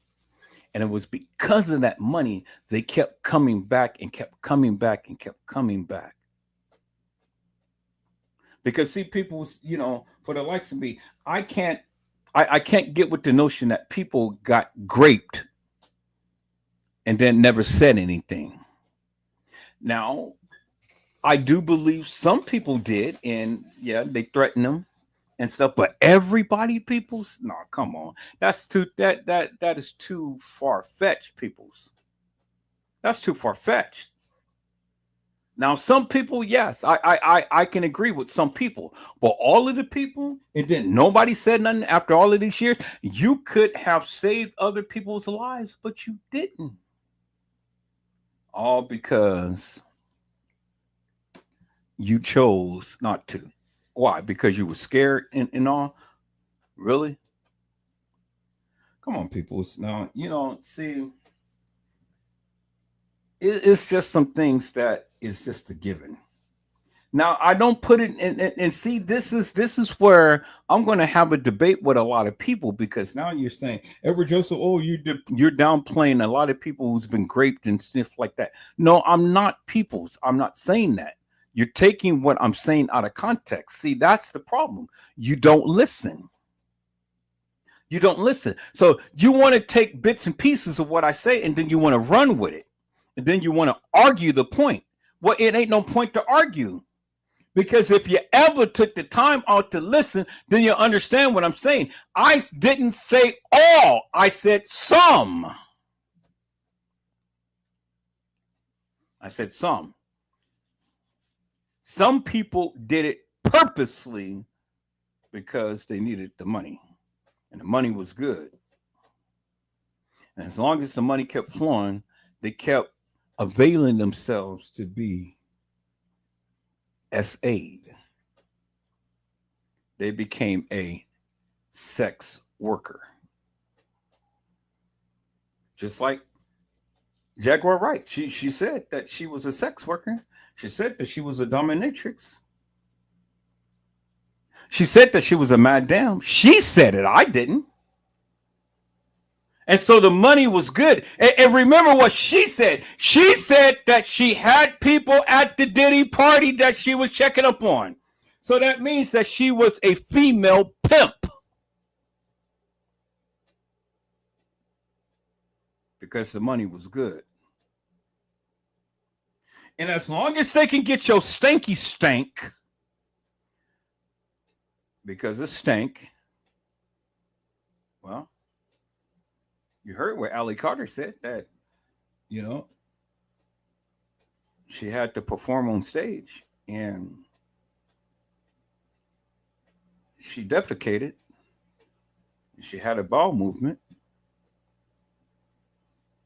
because they wouldn't let her go use the bathroom. And then some of Hollywood stars saw it and they got up and left. Mr. Denzel Washington, you saw that. But your ass didn't say nothing. So you just as complicit as the others. So I'm sure that your name will come up on the Diddy's list. Now, I don't believe that you partaked in all of that madness, but I believe that you did see that. Because the people said that you were there. And that was one of the reasons why you got your wife up and you left out. And now you want to become a minister. And you're thinking that's going to erase a lot of the things that you've seen. Now, you've been an upright man. You've been one that's spoken out and all like this and stuff. But see, the thing is, you've seen this and you didn't say nothing. So that makes you complicit.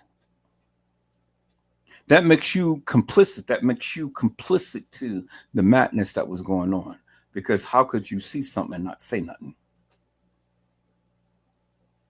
You ain't exempt either. And so, Jack, this is why I say, man. And I'm only going by what you say. And this lady is calling you out right and left. So you ain't got no defense. What is it that you can say? You went from sitting up here and rescuing people from the Epstein Island to being at the Diddy party, to recording the videos and stuff. Show a little proof, Jag. So what are you going to show? You're going to show that the people were having sex? Who cares? Everybody knows that the people was having sex.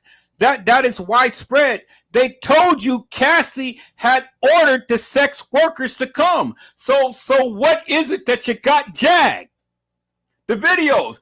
You said that you was at the Diddy's party. So what? So you were having sex. Do you actually think for one moment that anybody cares that you were getting your buns busted? You were getting your rocks rocked. Your breast hanging and slanging and banging. Who cares? I wouldn't pay one red dime to see a sex video of you. Who cares? You know? I mean, it's plenty of VCATs out there and stuff. Nobody cares. Ain't nobody going to pay not one red cent to see you get your buns busted. So the videos that you say that you have, what does that mean? Now, was it like what is that guy's name who sung at the Super Bowl? Kendrick Lamar in A Minor. Now, did you videotape that, Jaguar Wright? Because if you did, and you knew that that was going on, that makes you complicit.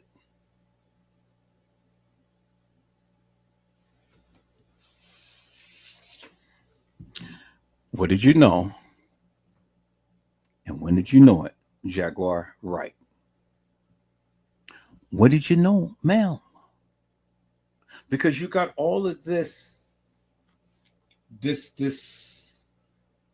evidence that not one person has yet to see, ma'am. So what did the sex videos show? Consenting adults having sex? Who cares? And why would anybody want to get off their rocker for seeing other people have sex to where they can just have sex themselves? I mean, I never understood that, people. I never understood that. This woman sits up here. Well, I got the videos. Yes, look at my watch. It's a video in it. And I was videotaping everything. And so, you know what I say, Jaguar Wright? Who effing cares?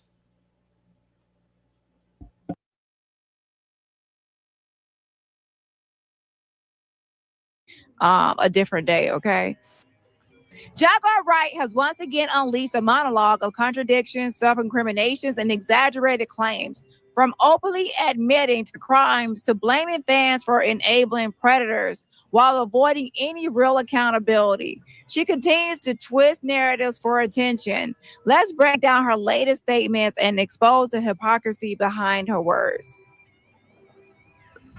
For example, Jaguar Wright states part of the reason why she can't speak the way she wants to speak is because the statute of limitations has passed on all crimes. Okay, so let's go ahead and get into that. Talking cash money bullshit to me is Scott's storage about the importance of songwriting. We get too caught up in all of the fucking trendy shit when a classic song will sell forever.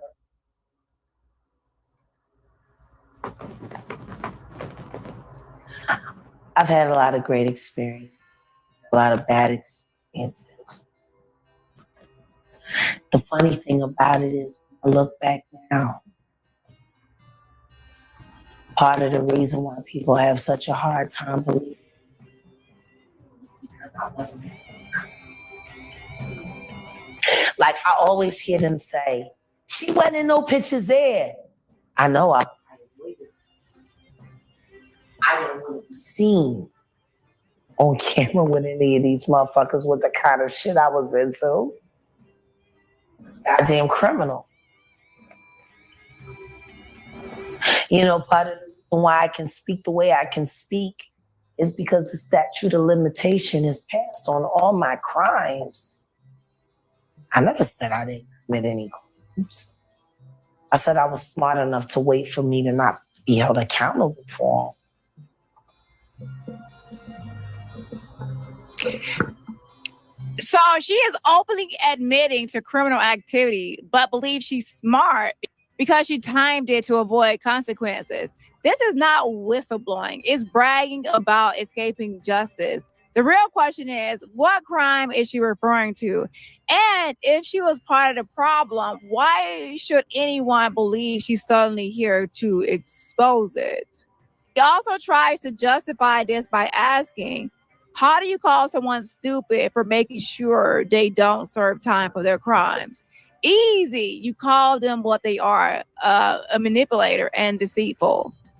Real activists and truth tellers don't dodge accountability. And when it comes to dodging accountability, Jag is ducking and dodging. Okay, like if she's playing a game of dodgeball. Real activists and truth tellers stand on integrity. Jaguar is out here trying to play the victim and the villain at the same time. Okay, that's what she does.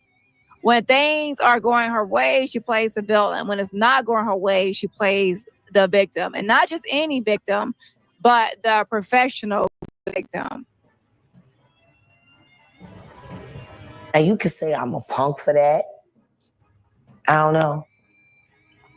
How do you call a nigga stupid for making sure that they ain't got to serve time for their crimes? But at the end of the day, I think the thing that bothers me the most is that I have the amount of talent that I have. And I was willing to walk away and say that opportunity, that high ability, that amazing for the right. Because the reason why I stopped working in the industry was because I'm not going to help them make another dollar to enslave another human. She said the reason she stopped working in the industry, she stopped working.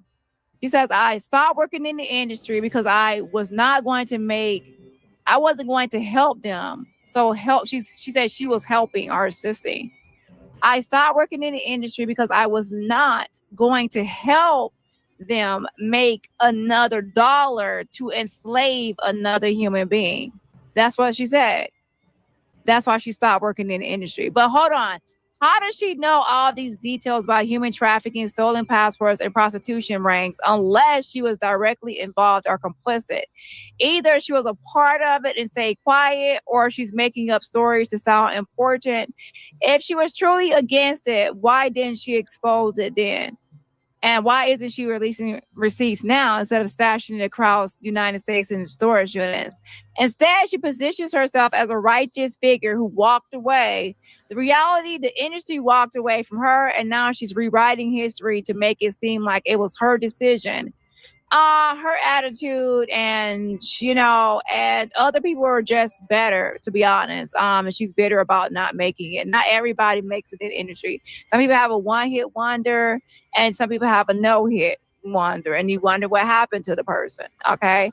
Jag is nuts. I do know that. So I do believe that her attitude and personality and how she acts and conducts herself play a key part in it.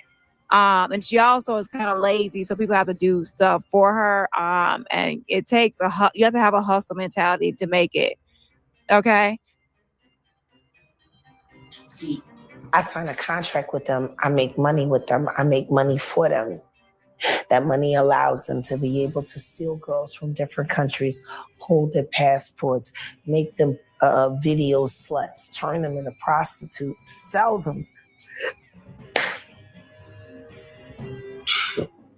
And Jag received an award on February 18th, 2025 in Mar-a-Lago from America's Future, that is owned by General Michael Flynn. And when she was introduced for this award by Liz Crokin, guess what? She was introduced as none other than Diddy and Jay-Z whistleblower. And she did not stop them from, labeling her as such and introducing her as such. She accepted the award. She didn't turn it down, and she even bragged about it. So she got this Defender Freedom Award for being someone outspoken and courageous and bold to speak out against the industry and be a whistleblower for mainly Jay-Z and Diddy, and which is complete. It's a facade and it's all fake, right? Needless to say, I'd like to ask you guys a question. How many times have you heard people in Hollywood or DC say, oh, they all knew about Jeffrey Epstein. They all knew about Harvey Weinstein. We had Cindy McCain say, oh, we all knew about Jeffrey Epstein. But nobody did anything. And nobody was willing to say anything. Well, unfortunately for Diddy and a lot of people in Hollywood, there is one extremely brave woman who knew what was going on with Diddy, Jay-Z, and a lot of their past. And not only did she expose them, she absolutely has been scorching them for years. I do not think that there's anyone that is more feared than Jaguar Wright. So with that, I would want to thank Jaguar for being so courageous in a time where there's very few in media and also in politics and especially in Hollywood, willing to do something and say something when they see pure evil happening. And she's been doing it for a very long time. They called her crazy for years when she was calling out Diddy, and guess what? She was right. So Miss Jaguar, I love you.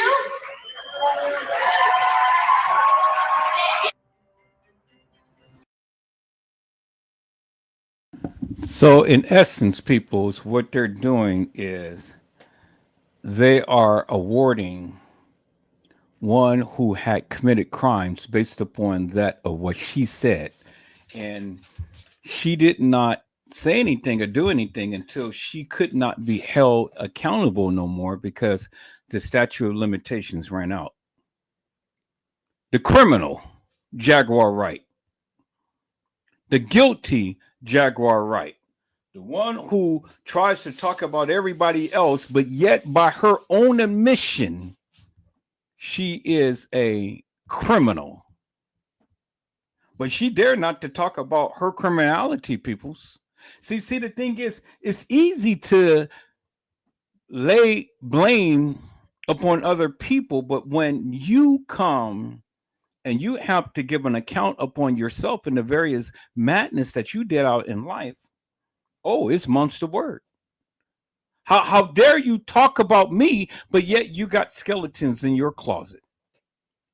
You Negroes. You have the audacity to go and try to open up your mouth and speak some salacious madness against somebody else. But then when you open up your closet, your shit stinks. See, I know that all too well, peoples. See, you suckers tried to bring me down and you scandalized my name. But when I opened up the curtains to the shit that you've been doing, oh, it silenced your ass big time. You ain't saying nothing no more. You ain't saying nothing no more. You ain't throwing no salacious madness out up against Edward Joseph no more. See, people, I can fight fire with fire too. So when you want to come after me, guess what? I'm coming after you. But then the thing is, people, I'm going to be relentless with it. Because when I come after you, I'm coming after you with both guns blazing. And I'm coming with every goddamn thing that I can get. And then some. Now, suckers, what you got to say now? A sucker is being rewarded for being a sucker, for being a lollipop, for committing crimes and stuff and not reporting the shit that she did, that she was privy to, that she was with. I wouldn't be surprised if she's going to be a part of the indictment, being part of the superseding indictment. We'll see, peoples, because we got a criminal president who has been criminally tried and convicted and has that on his record. It doesn't matter if he becomes president or not, he's still a criminal. Criminals protects criminals.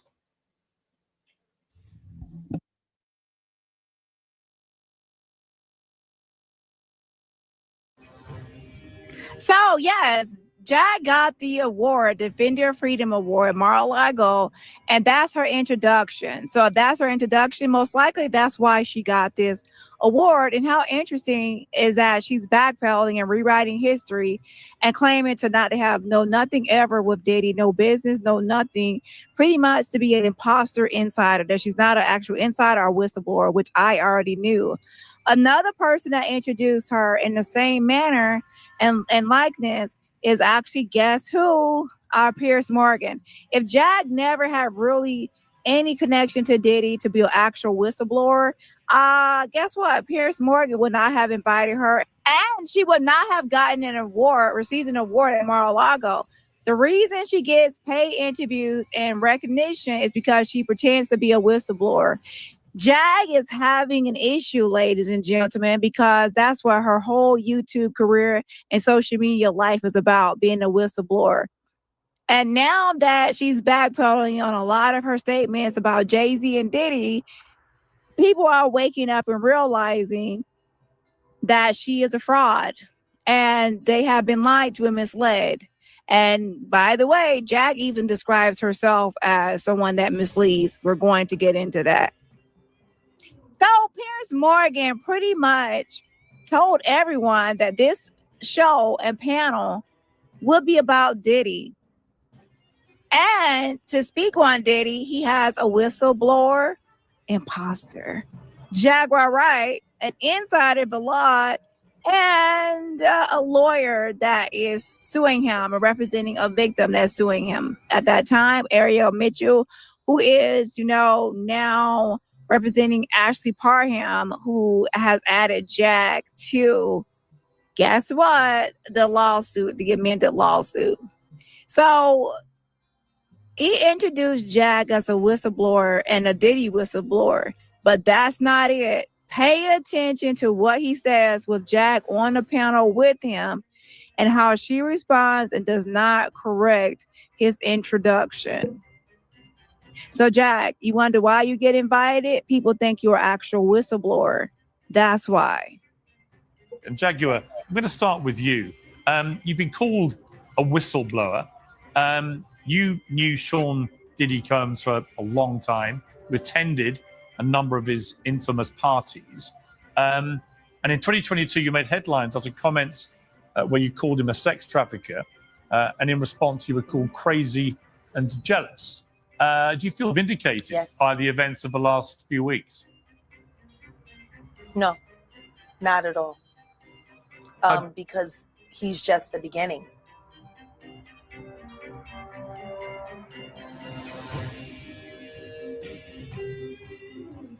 Dangerous do you think he is as a person? I think he's one of the most dangerous people I've ever met. A lot of people have been questioning, well, she doesn't really know him. She has no knowledge of him. She doesn't have a picture with him. I'm smarter than Claudia Jordan. I would never take a picture with the devil. Everyone knew he was the devil. He's been the devil for 30 years. He's been covered and protected by not only Clive Davis, but Lucian Grange. He was selected to be the demon that he is, to keep the culture in line. Jaguar Wright wants to position herself as a fearless truth teller, but her words don't hold up under scrutiny. She openly admits to criminal activity, but instead of holding herself accountable, she brags about escaping consequences. She claims to have walked away from the industry, but it's clear the industry cut her off. She blames fans for enabling abusers, but she was close to the people who had the real power to stop it, right, Jag? At the end of the day, Jaguar Wright is not exposing the industry. Again, she's exposing herself, and the only energy she's generating is chaos and confusion. Now, let's get into the latest backpedaling because, as I mentioned before, she's backpedaling and trying to rewrite history. Let's get into that. Jaguar Wright is at it again, drowning in her own word salad, deflecting accountability and using semantics to dodge direct questions. She wants to be seen as an industry insider, a whistleblower, a bald-headed girl, and a fearless truth teller. But when you peel back the layers of dry, scaly, unmoisturized skin that never touched a bar of soap a day in her life skin, all you're left with is contradictions, deception, and a whole lot of empty noise. Let's break down her latest mess of misleading statements and expose the fraud behind her rhetoric. But again, Jag has been on this internet for the last 5 years spreading lies. And so these people have watched her. Let me finish. Just like you. Can I finish? Can I finish? Can I finish? All right, thank you. So she's been on the internet spreading lies this whole time. And let's be honest, these people have watched her. She even said that she supplied girls to the Diddy freak-offs. I never said that. You didn't say that you had a... No, I never said that. And what I am tired... You said you was like Heidi Flighty. What I am I'm going to ask a question. is people misinterpreting me. Exactly. So I want to know. He's saying that, and after we're going to ask, detail the lie. I hate when people do generality. Lies. No, 1, 2, 3. What is the lie? But yeah. You said that she supplied girl. Yes. What did she say? Now, Jaguar, please explain why he would say that. Because I gave misleading information to podcasters that I don't trust. You heard it, ladies and gentlemen. Jag said she gave misleading information to podcasters that she does not trust. And let's be clear here. Most of these podcasters have paid her for these interviews, believing, just like Piers Morgan and Liz Crokin, that she is actually a whistleblower. They are not paying for lies. They're paying for the truth. Let me actually say this. Jag is the queen of word salads. Word salads are words, phrases, and concepts thrown together to sound deep, intellectual, or meaningful, when in reality it's just incoherent nonsense designed to confuse, deflect, and evade accountability. Doesn't that describe Jaguar Wright? She piles on dramatic statements, shock value content, mixes in names, like random name dropping for no reason, and mainly Sean Carter. Sean Carter done it to me, and I got the bald head to prove it. He slicks me with a box cut. He gonna pay for what he done to me. And then she serves it with a side of conspiracy theories to keep people from realizing she never actually provides real evidence, just lip service in more than one way. You know, she has a past of walking down the scroll. Yeah. Anyways, Jag, you said I give misleading information to podcasters that I don't trust. That's called lying. Ladies and gentlemen, she calls herself a liar. Let's not sugarcoat it. Misleading means intentionally giving false or deceptive information. And why is she doing this?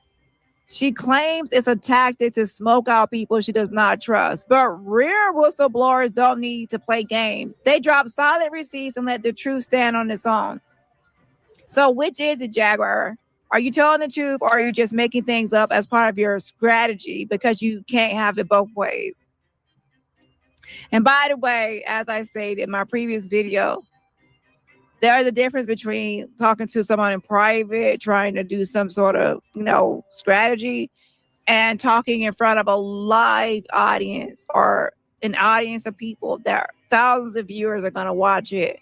And they believe what you're saying because you're proclaiming and alleging that you are a whistleblower and you're getting paid by the podcaster to tell the truth and to expose the industry as a real whistleblower. Instead, you get on there and you mislead them, intentionally mislead these podcasters because you're claiming you don't trust them. Why are you taking their money?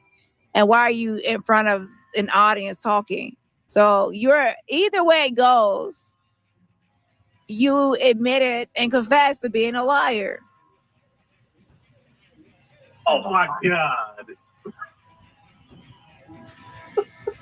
See, I already know that Oh God and Sam I Am were working with the Roots from the jump to do disinformation on me when I was exposing them for allegedly sacrificing Malik B. I've known that all along, just like I'm finding out everything that I need to about real life street stars, who was referred to me by someone who I at one time thought was a friend, who got chased out of Dallas by my brother for stealing all of the independent artists' royalties.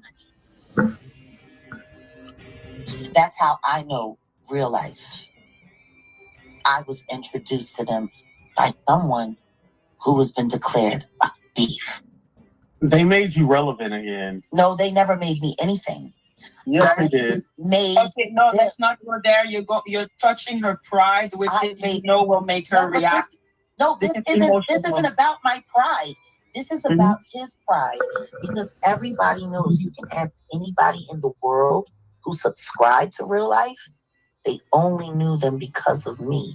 Matter of fact, classic deflection. Stick to the topic, changing the subject, changing the topic, bringing in new people, talking about something completely different, to avoid the real question. So I'm glad that it's going to be redirected to get back on the topic of Jag being what a liar.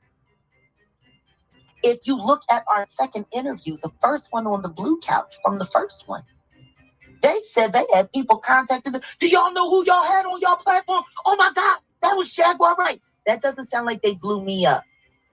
That sounds like my presence blew them up. Exactly. But like I said, I think let's go back to the beginning. Let's go back. So I'm sorry, a nobody and a know nothing platform can't make a celebrity a celebrity. Exactly. And by the way, Maggot is her top minion, replacing Yoshi. Yoshi. Because Yoshi is busy, out there eating coconuts or whatever, those apples, whatever's in the freaking trees that Yoshi eats. Aru, broom, broom, whatever that noise makes when Yoshi falls on the hole. I never saved the princess. I'm sorry, princess. I just couldn't save you. I think I got to the part with the trains or something. Yeah. Anyways, sorry to that princess. Anyways, back to the topic.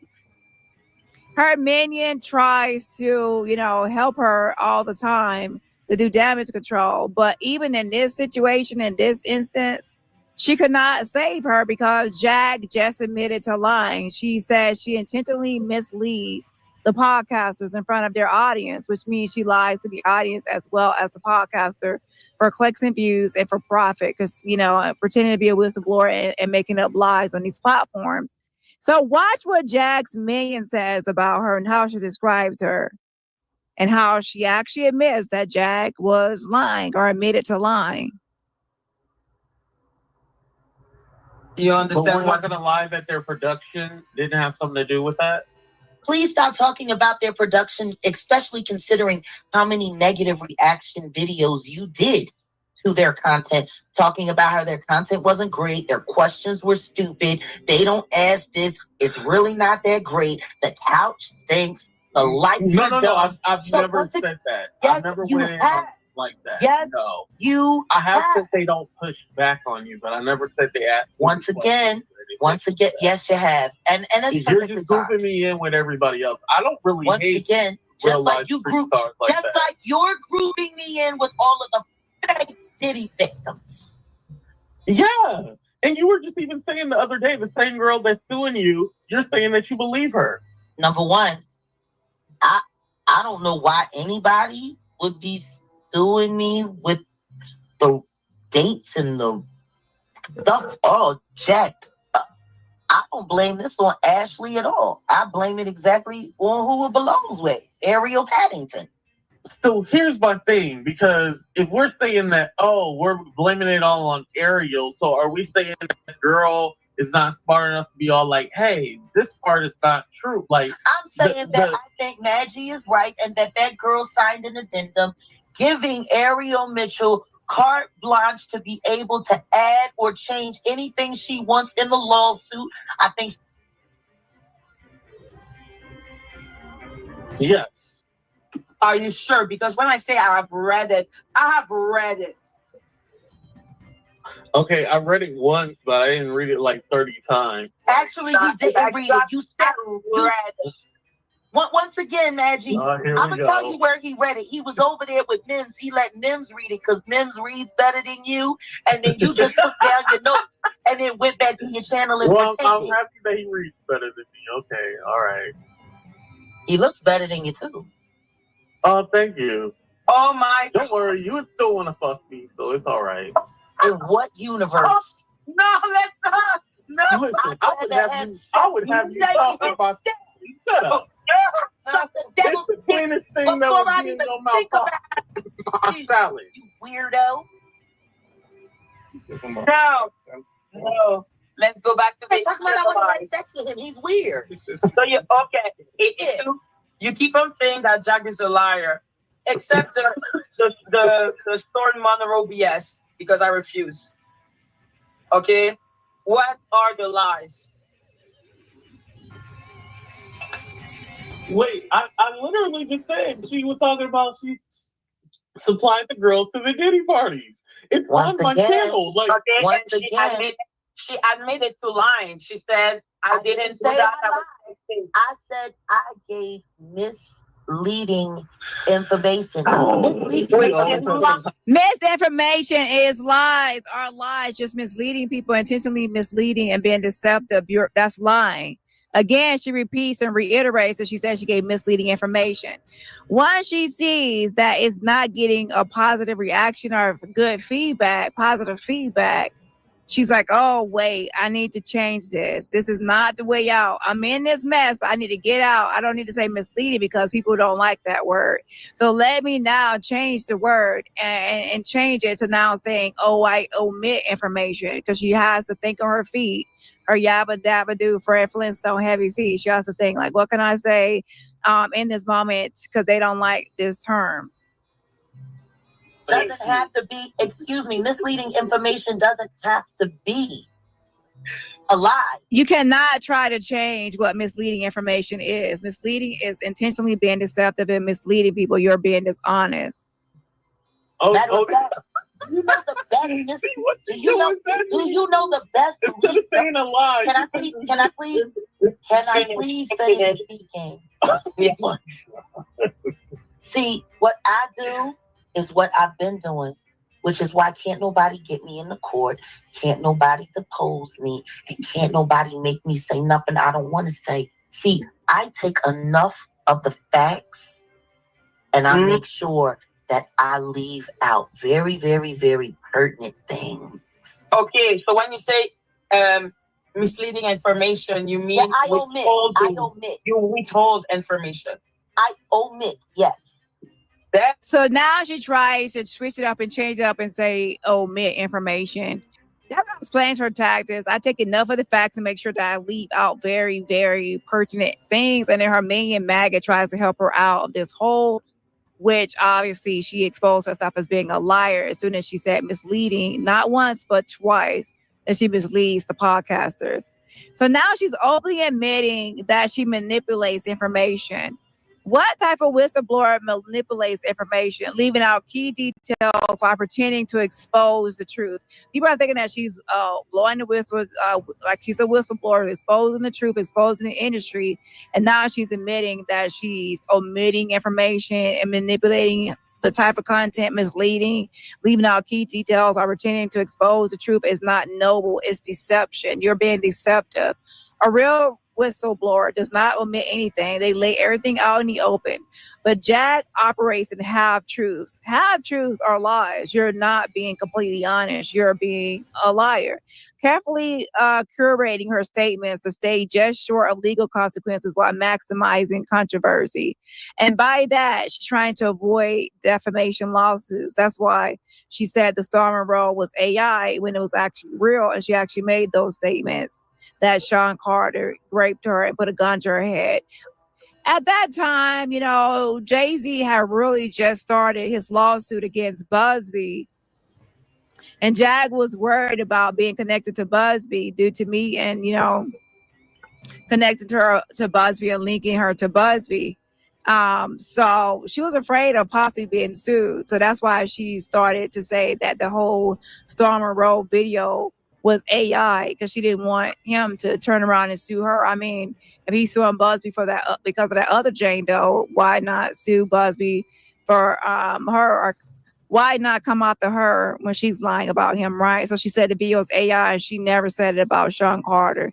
It was about a guy named Trevor Green, who she never has mentioned before. But anyways, half truths are not truths. Omitting information is not telling the truth. It's selective storytelling with the goal of misleading her audience while covering her tracks. So the term you change it to is not really going to be useful, ma'am. You're still misleading, and you're not telling the full truth. You're telling half truths, and you're being dishonest and manipulative and deceptive to an audience that expects you to be a whistleblower and a truth teller. Okay. I'm French, okay? For me, work, I'm like, I gotta, like... That's what I edit what I say. And I hold the things that I know could get me in trouble. And then I just say the things that I need to say so that I can subliminally drive billionaires insane. And so why did you say the thing about you supplying girl? Or did you even... Oh, shoot, Maggot, you already know. You said, Maggot actually tried to question her. She said, why did you say about supplying girls? Like, why were you saying that? Like, you were out here saying you had these workers at these parties. Maggot knows the truth, but Maggot is trying to protect her friend and look out for her friend and life for her friend because she's a cloud chaser. She wants to keep that money rolling in, but she definitely knows the truth. That's why she was just saying that, Jag, you're lying. Jag admitted to lying and that she was just fraudulent slip. She said, why did you say, she didn't say why AT2 said it. She said, why did you say, Jag, that you were supplying these workers? And then she caught herself like, oh, wait, let me rephrase this. I said I had my own girls who had their own tapes. And I showed one of my hidden cameras. Now, no. This is classic deflection. First, she heavily insinuates her involvement in Diddy's notorious parties. She even received an award at Mar-a-Lago from Liz Crokin gave it to her. And of course, it was like, Michael Flynn, General Michael Flynn is over there. And even Donald Trump, 45, Mr. Orange was there. So with that being said, even Piers Morgan introduced her as being at these infamous Diddy parties, So Jag actually stated in one interview that she went to the Diddy parties, and she would check in on her work. However, when people repeat what she said, she backpedals and cries about semantics. And she not only said in this interview, but other interviews about how she sent sex workers to these parties. How she says it might change, but the whole meaning remains the same. Tomatoes is still the same, meaning that you have workers, sex workers at these Diddy parties, and that you will have those workers cammed up. And in one interview, you actually stated that you would attend and you would be cammed up. And that other times you've said a few times that you went to these Diddy parties and freak out parties, and even Piers Morgan asked you about, for those that never attended, what were they like, thinking that you were an actual whistleblower. The whole point of I've seen what they do. That's how I know how. For those who were never at these freak off parties, what were they like? See, this is the thing. Again, if you have workers in these parties, what exactly does that mean? If you're monitoring them, what is your role? If you are providing hidden cameras, what are they doing with the footage? You have said you have your own tapes. When people were talking about freak off tapes, you said you have your own, and that the sex workers were going to these parties and giving you these tapes. She wants to sound like an insider while keeping just enough vagueness to dodge accountability. It's a scam tactic. Drop explosive statements, let people run with them, then claim everyone misunderstood when she's called out. Or it's AI, or it's deep fake, it's no, that's not exactly what I said. I said this to spin and play word salads and semantics. Have on those things ain't nobody's business. And what I find most interesting is that everybody keeps trying to get me to expose all of that stuff. But you want to know what I do know? On that Penske truck that was confiscated and moved and nobody is seen with all of my things in it, there was a lot of information in there. But So here she goes. She's going to act like she has receipts, but they have been disappeared or hidden. She has no access, so she's not going to reveal or anything to keep people hanging on. Like, oh, she has something, she's going to reveal it. Ladies and gentlemen, she has been talking about she has receipts for all these years, and they have all been where? Like in storage somewhere, and what storage? And then she has a storage.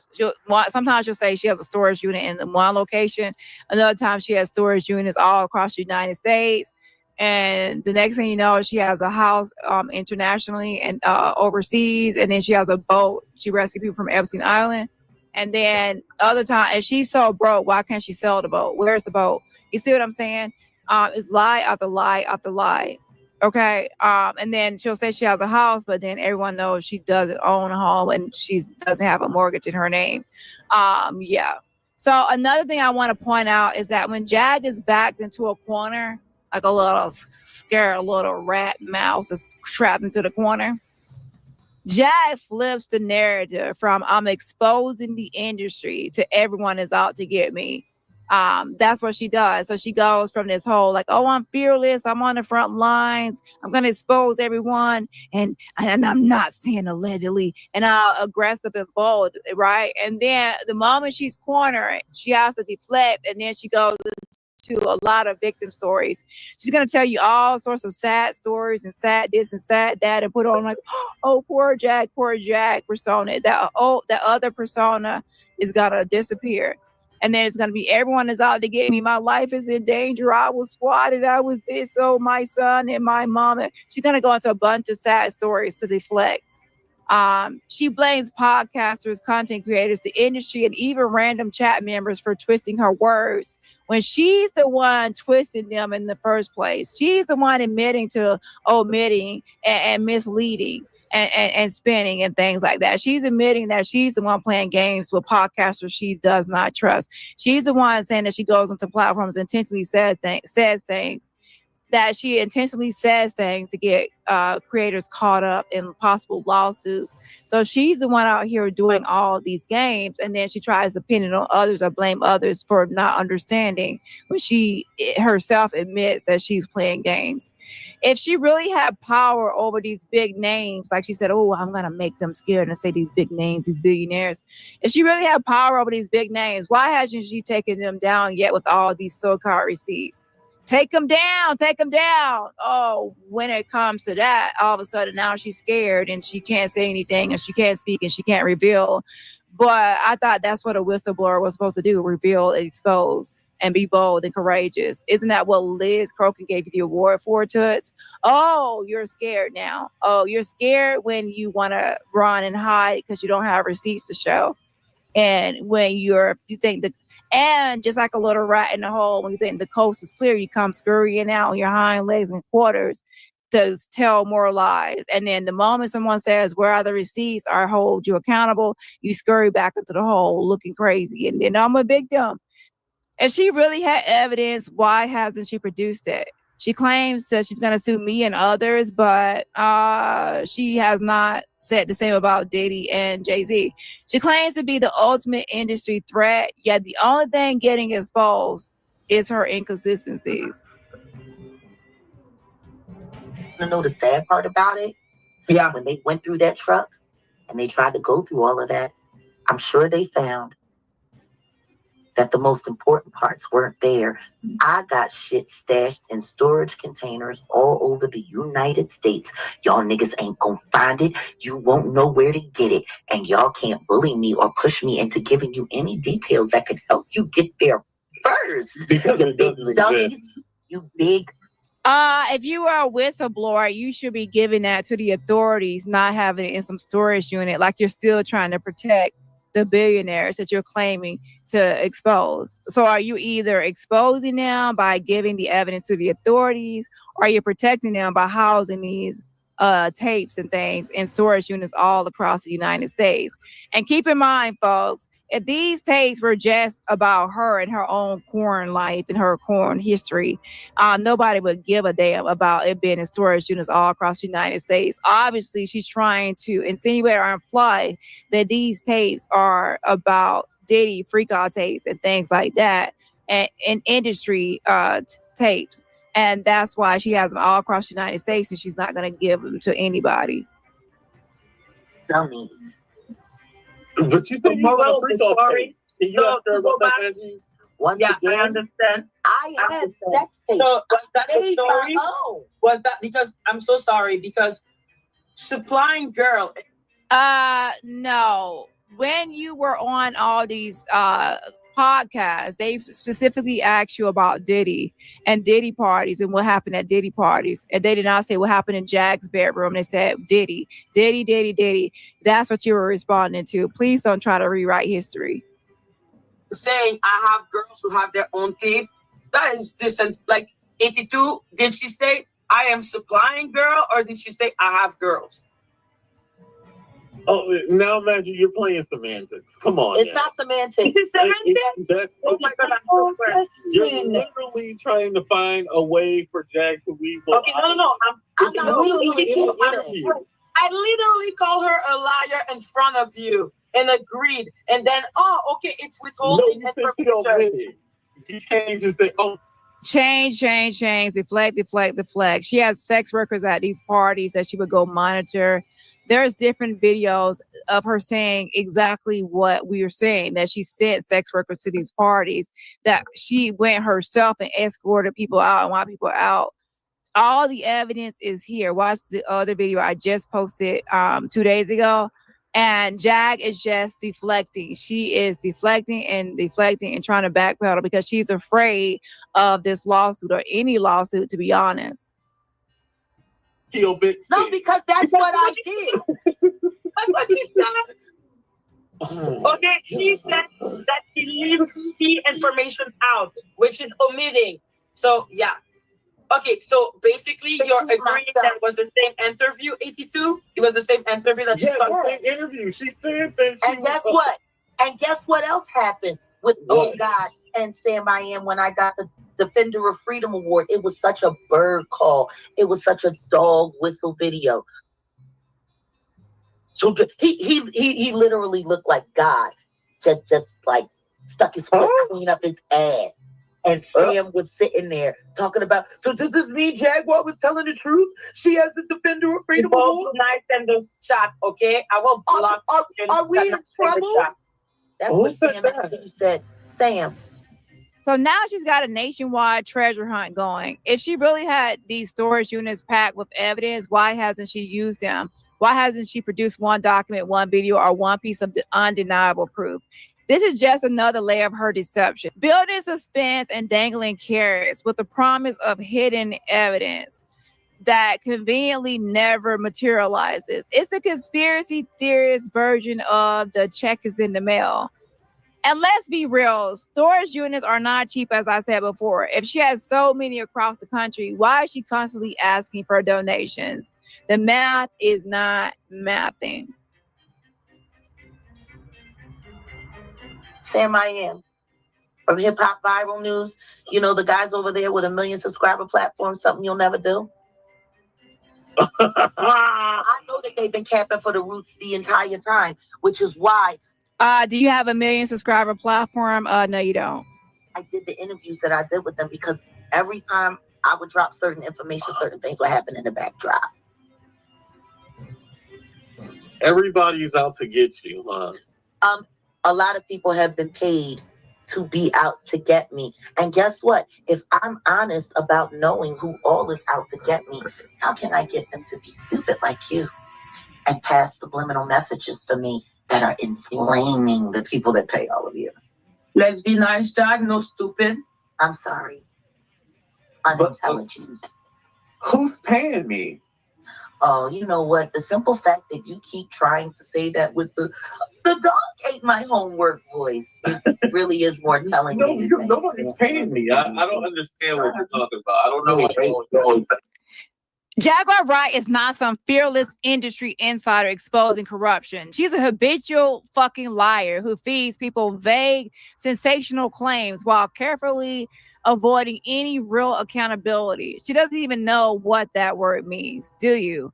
She thrives on semantics, word games, and half-truths. Knowing that vagueness is her best defense when she's going to inevitably get caught in her contradictions. She claims to have misled people, like podcasters that she does not trust. But the reality is, she has been misleading everyone, her own audience, her friends, her so-called allies, and even herself. Not just her enemies and these podcasters that she allegedly does not trust, but is perfectly fine with taking their money for paid interviews and their awards and being on these big platforms and letting people introduce her as a Diddy whistleblower, only to take it back later.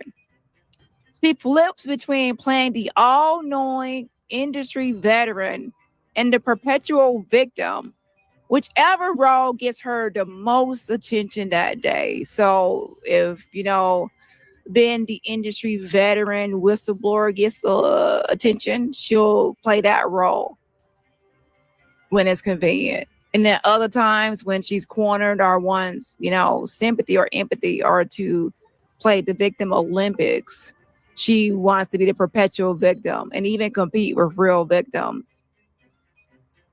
Whichever role gets her the most attention in the spotlight. Let's not forget the magic storage unit she supposedly has scattered across the country, overflowing with evidence that conveniently never sees the light of day.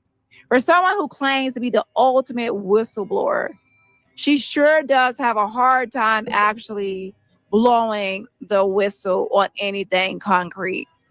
At the end of the day, Jaguar isn't a threat to the industry. She's a threat to her own credibility. The only smoking out she's doing is snorting. I'm just kidding. She's doing is exposing her own fraudulence. She's not an insider. She's not a truth teller. And she's certainly not someone who should be taken seriously. Jaguar Wright's greatest talent isn't exposing secrets. It's running her mouth while running from the truth. Rewriting history. Saying everything is AI. Avoiding accountability. Avoiding showers. When they start creating fake allegations, because see, this is the thing, and I made it very clear. People know nothing. With Diddy, no one will find anything ever with me and Diddy. It would be easier to find things with me and Mr. Carter. And those things will never happen. Yet you go on all these interviews pretending to be a whistleblower, a Diddy whistleblower at that. I've been honest about who I am. I've been honest about my past. I've been honest about everything. You just told another lie. I've been more honest than anybody else has. The lies, the lies, the lies. I'll tell you this. They would have had a better chance of trying to make something stick if it came from the Jigga Man. Because that's where the real dirt is. I ain't got no dirt with Diddy. I never did no business with Diddy, nothing. You know, I find it funny that people really don't listen. They don't listen. They gotta listen to Amber Rose. What child? A mess, a mess, a mess. I think that Amber Rose has more industry stuff going on than you do. Okay. As of right now, the topic is about you. So let's not deflect. No business, no dirt with Diddy, no nothing ever with Diddy. And ladies and gentlemen, that's the only truth that she said. That's the only truth that she said in these videos. She has nothing with Diddy. No, nothing. Nothing, no nothing ever with Diddy. No business, no dirt with him, no nothing. She's an imposter. She's a fraud. She's a fake whistleblower. Jaguar Wright admitted to intentionally stating things and saying things on content creator platforms to try to get them sued. And in fact, some almost have had legal consequences or face legal issues because of her statement. So my question is, why are people still wanting to interview someone that is such a liability? But you know, they still waiting for me. See, what a lot of these YouTubers don't like to acknowledge is the fact that they were so busy getting content off of me, they didn't realize I was setting all of their platforms up for them to be sued and not me. I did that on purpose. And guess what? It worked. Because what it showed me is all of the content with me saying all of those very, very, very whoa things on all of your platforms, the ones of you who kept it up and milked it were the ones that were trying to put me in a position to be sued by Mr. Carter. And yet he never asked y'all to take any of that stuff down. It's funny. Why not? They call up peers and ask peers to take it down. The people coming for Sean Atwood's catalog, forcing him to take it. Why don't any of y'all have to take it down? If all of these things are so terrible and these lawyers are coming around snatching it down from other platforms, why aren't they snatching any of those things down from yours? Always been integral with us. We have enjoyed our association. We do not have any inclination to end it, but to propel it. Because, Sean, outside of real life, you have the hottest Jaguar Wright content on YouTube. Had, let's say, because you're not aware of what's happened in the last couple of days. Oh, some things happened. Yeah, there was 3 things that destroyed all my Epstein content, and they were lawsuits, they were strikes, and they were internal feuds between all of the people who started out working together. And we're just seeing history completely repeating itself right now with the Diddy content of mine. 90% of my Diddy content had to be deleted yesterday. I've got a huge legal situation right now, and my lawyer's handling it, and he told me it all had to go. Otherwise, basically, they're going to come and take your whole channel. So that's all gone. And this is the thing you mentioned, Jag, the distraction of people like Ron and Ronnie feuding. So as you can see, Sean Atwood was facing legal issues and consequences for about 90% of his Diddy catalog. So he had to remove it or risk losing his whole channel. And by the way, people only remove and delete and edit things that they believe can be defamatory or false information. If it's the truth, you don't have to remove it because no one can sue you for the truth. They can only sue you for lies. So anyone removing anything or hiding anything is because they are afraid of legal consequences. Also, keep in mind that Piers Morgan stated in his apology video to Beyonce and Jay-Z after Jag made statements on his platform pertaining to them. He stated that Jag unexpectedly stated things on his platform that he was not expecting. After all, she was only there to talk about Diddy. So why did she unexpectedly mention Jay-Z and Beyonce, her obsession? Again, out of her own mouth, she lies on platforms to try to get people sued. She misleads people. She omits. She plays games. She manipulates things.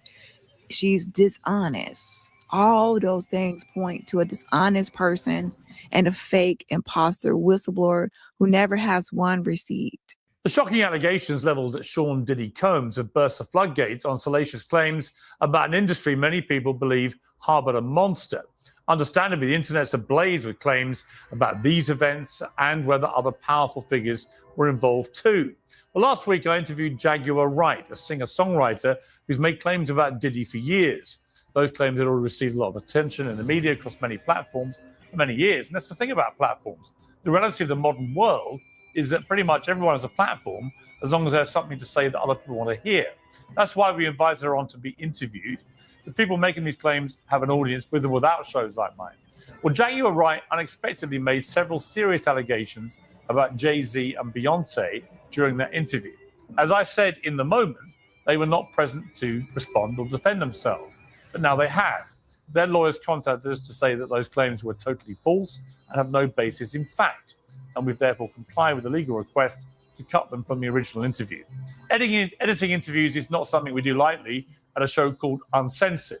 But, like the proverbial cries of fire in a crowded theatre, there are legal limits on us too. And we apologise to Jay-Z and Beyonce. If you enjoyed this video, please smash that like button, slice and dice that like button, and, subscribe to your girl's channel, and look forward to more videos exposing these fraudsters.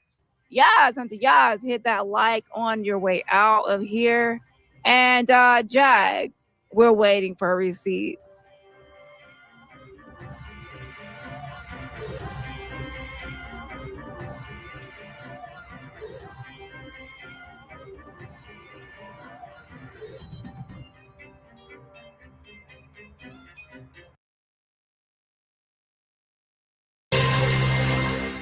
In the last hour, the Senate averted a government shutdown, passing a stopgap funding measure through September. Two Democrats, Senators Angus King of Maine and Jeanne Shaheen of New Hampshire, joined all but one Republican, Kentucky's Rand Paul, in approving the measure.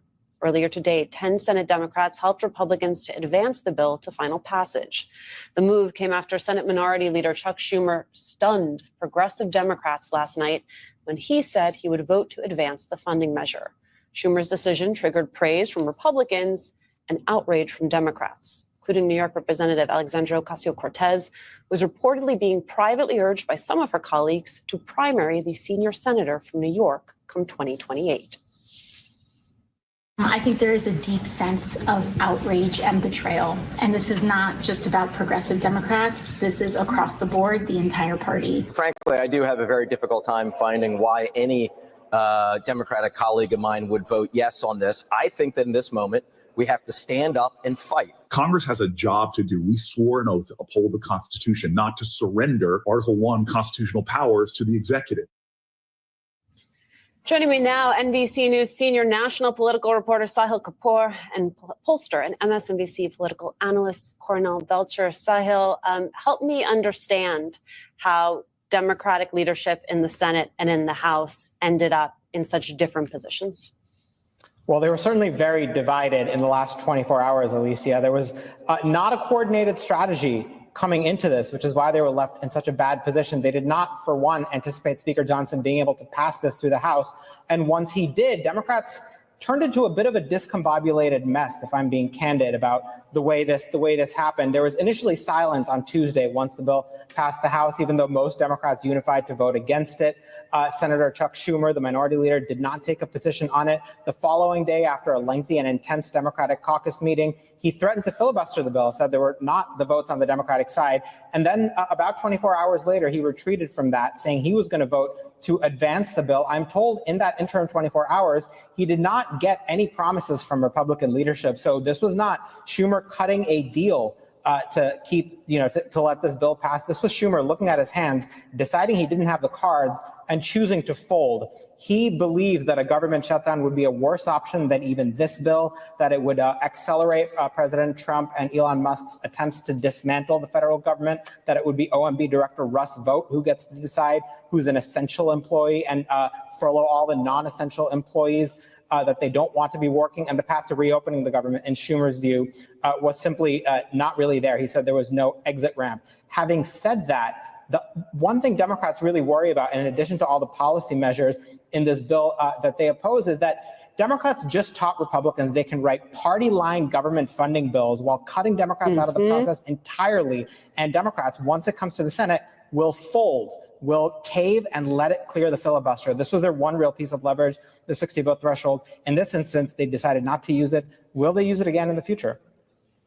There was something Alexandria Ocasio-Cortez said, Cornell, which is the sense of outrage and betrayal, not being simply on the part of progressive Democrats, but being held by a broader cross-section of the base. Yeah. Well, one, I'm happy to be in studio with you.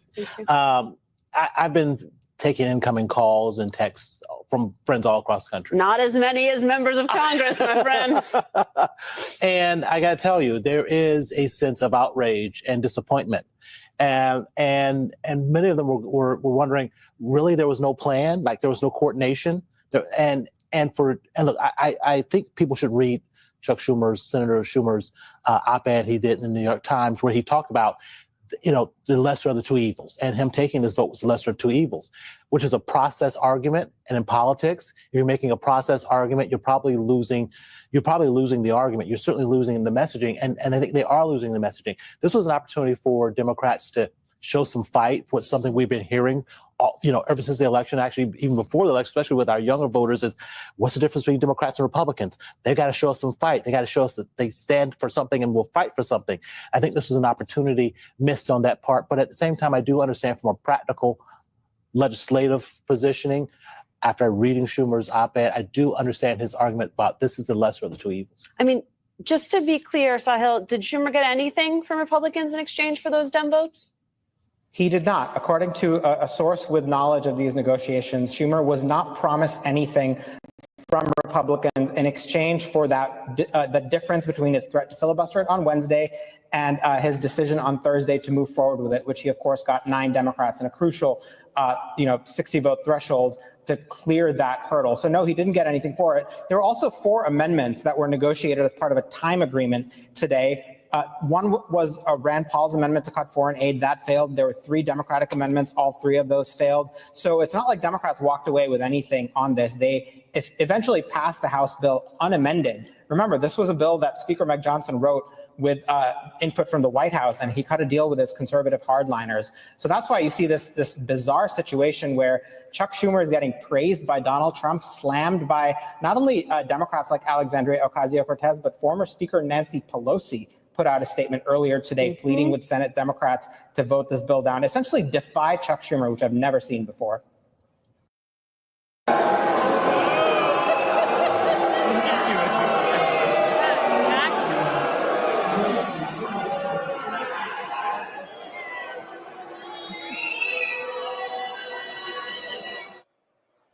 Last night at the Kennedy Center in D.C., the audience vigorously booing Vice President J.D. Vance. That's just part of the increasingly public backlash to Trump's second-term agenda. In North Carolina, a fiery crowd confronting GOP Congressman Chuck Edwards at a town hall event last night. I believe that the president is very supportive of Ukraine. We should abolish the U.S. Department of Education. The decisions need to be made Like him or not, Elon Musk has brought a lot of really smart people to Doge. I feel like this is not productive with everybody yelling at me. I mean, if you want to hear, you certainly will have the right in the next election to cast your vote based off of what you hear coming from me now. That was inside of the venue. Outside, furious constituents chanting as well. This is the latest in a series of town hall confrontations between GOP lawmakers and voters. But the most surprising objection to Trump's policies just might be this one.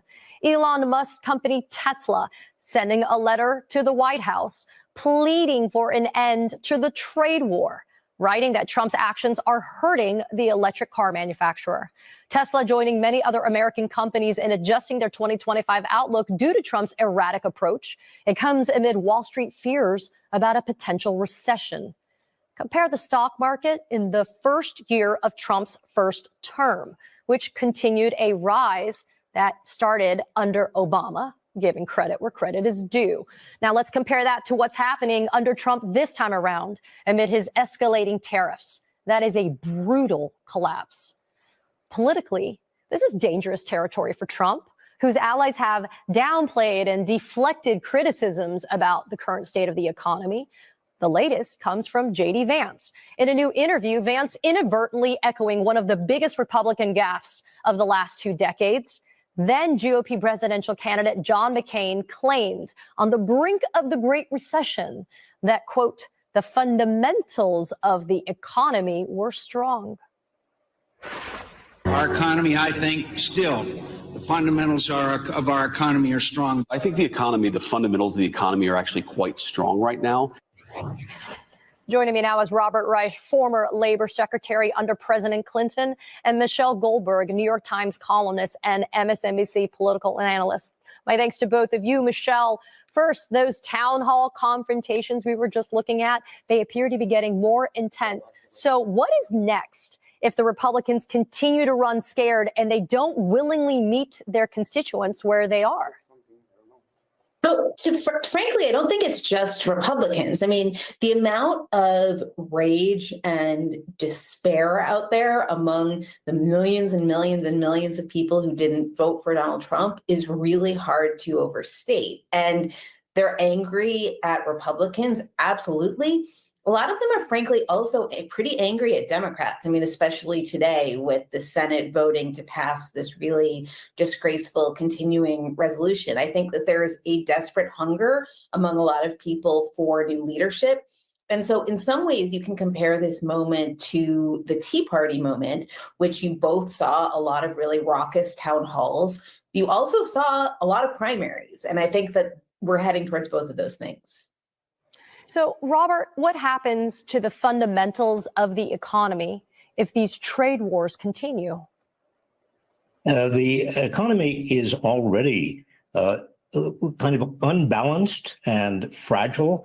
The trade wars are bad for the economy because not only do they kind of cause every import to be more expensive and also generate retaliatory moves by our trading partners, but they also generate a lot of uncertainty. I mean, nobody knows.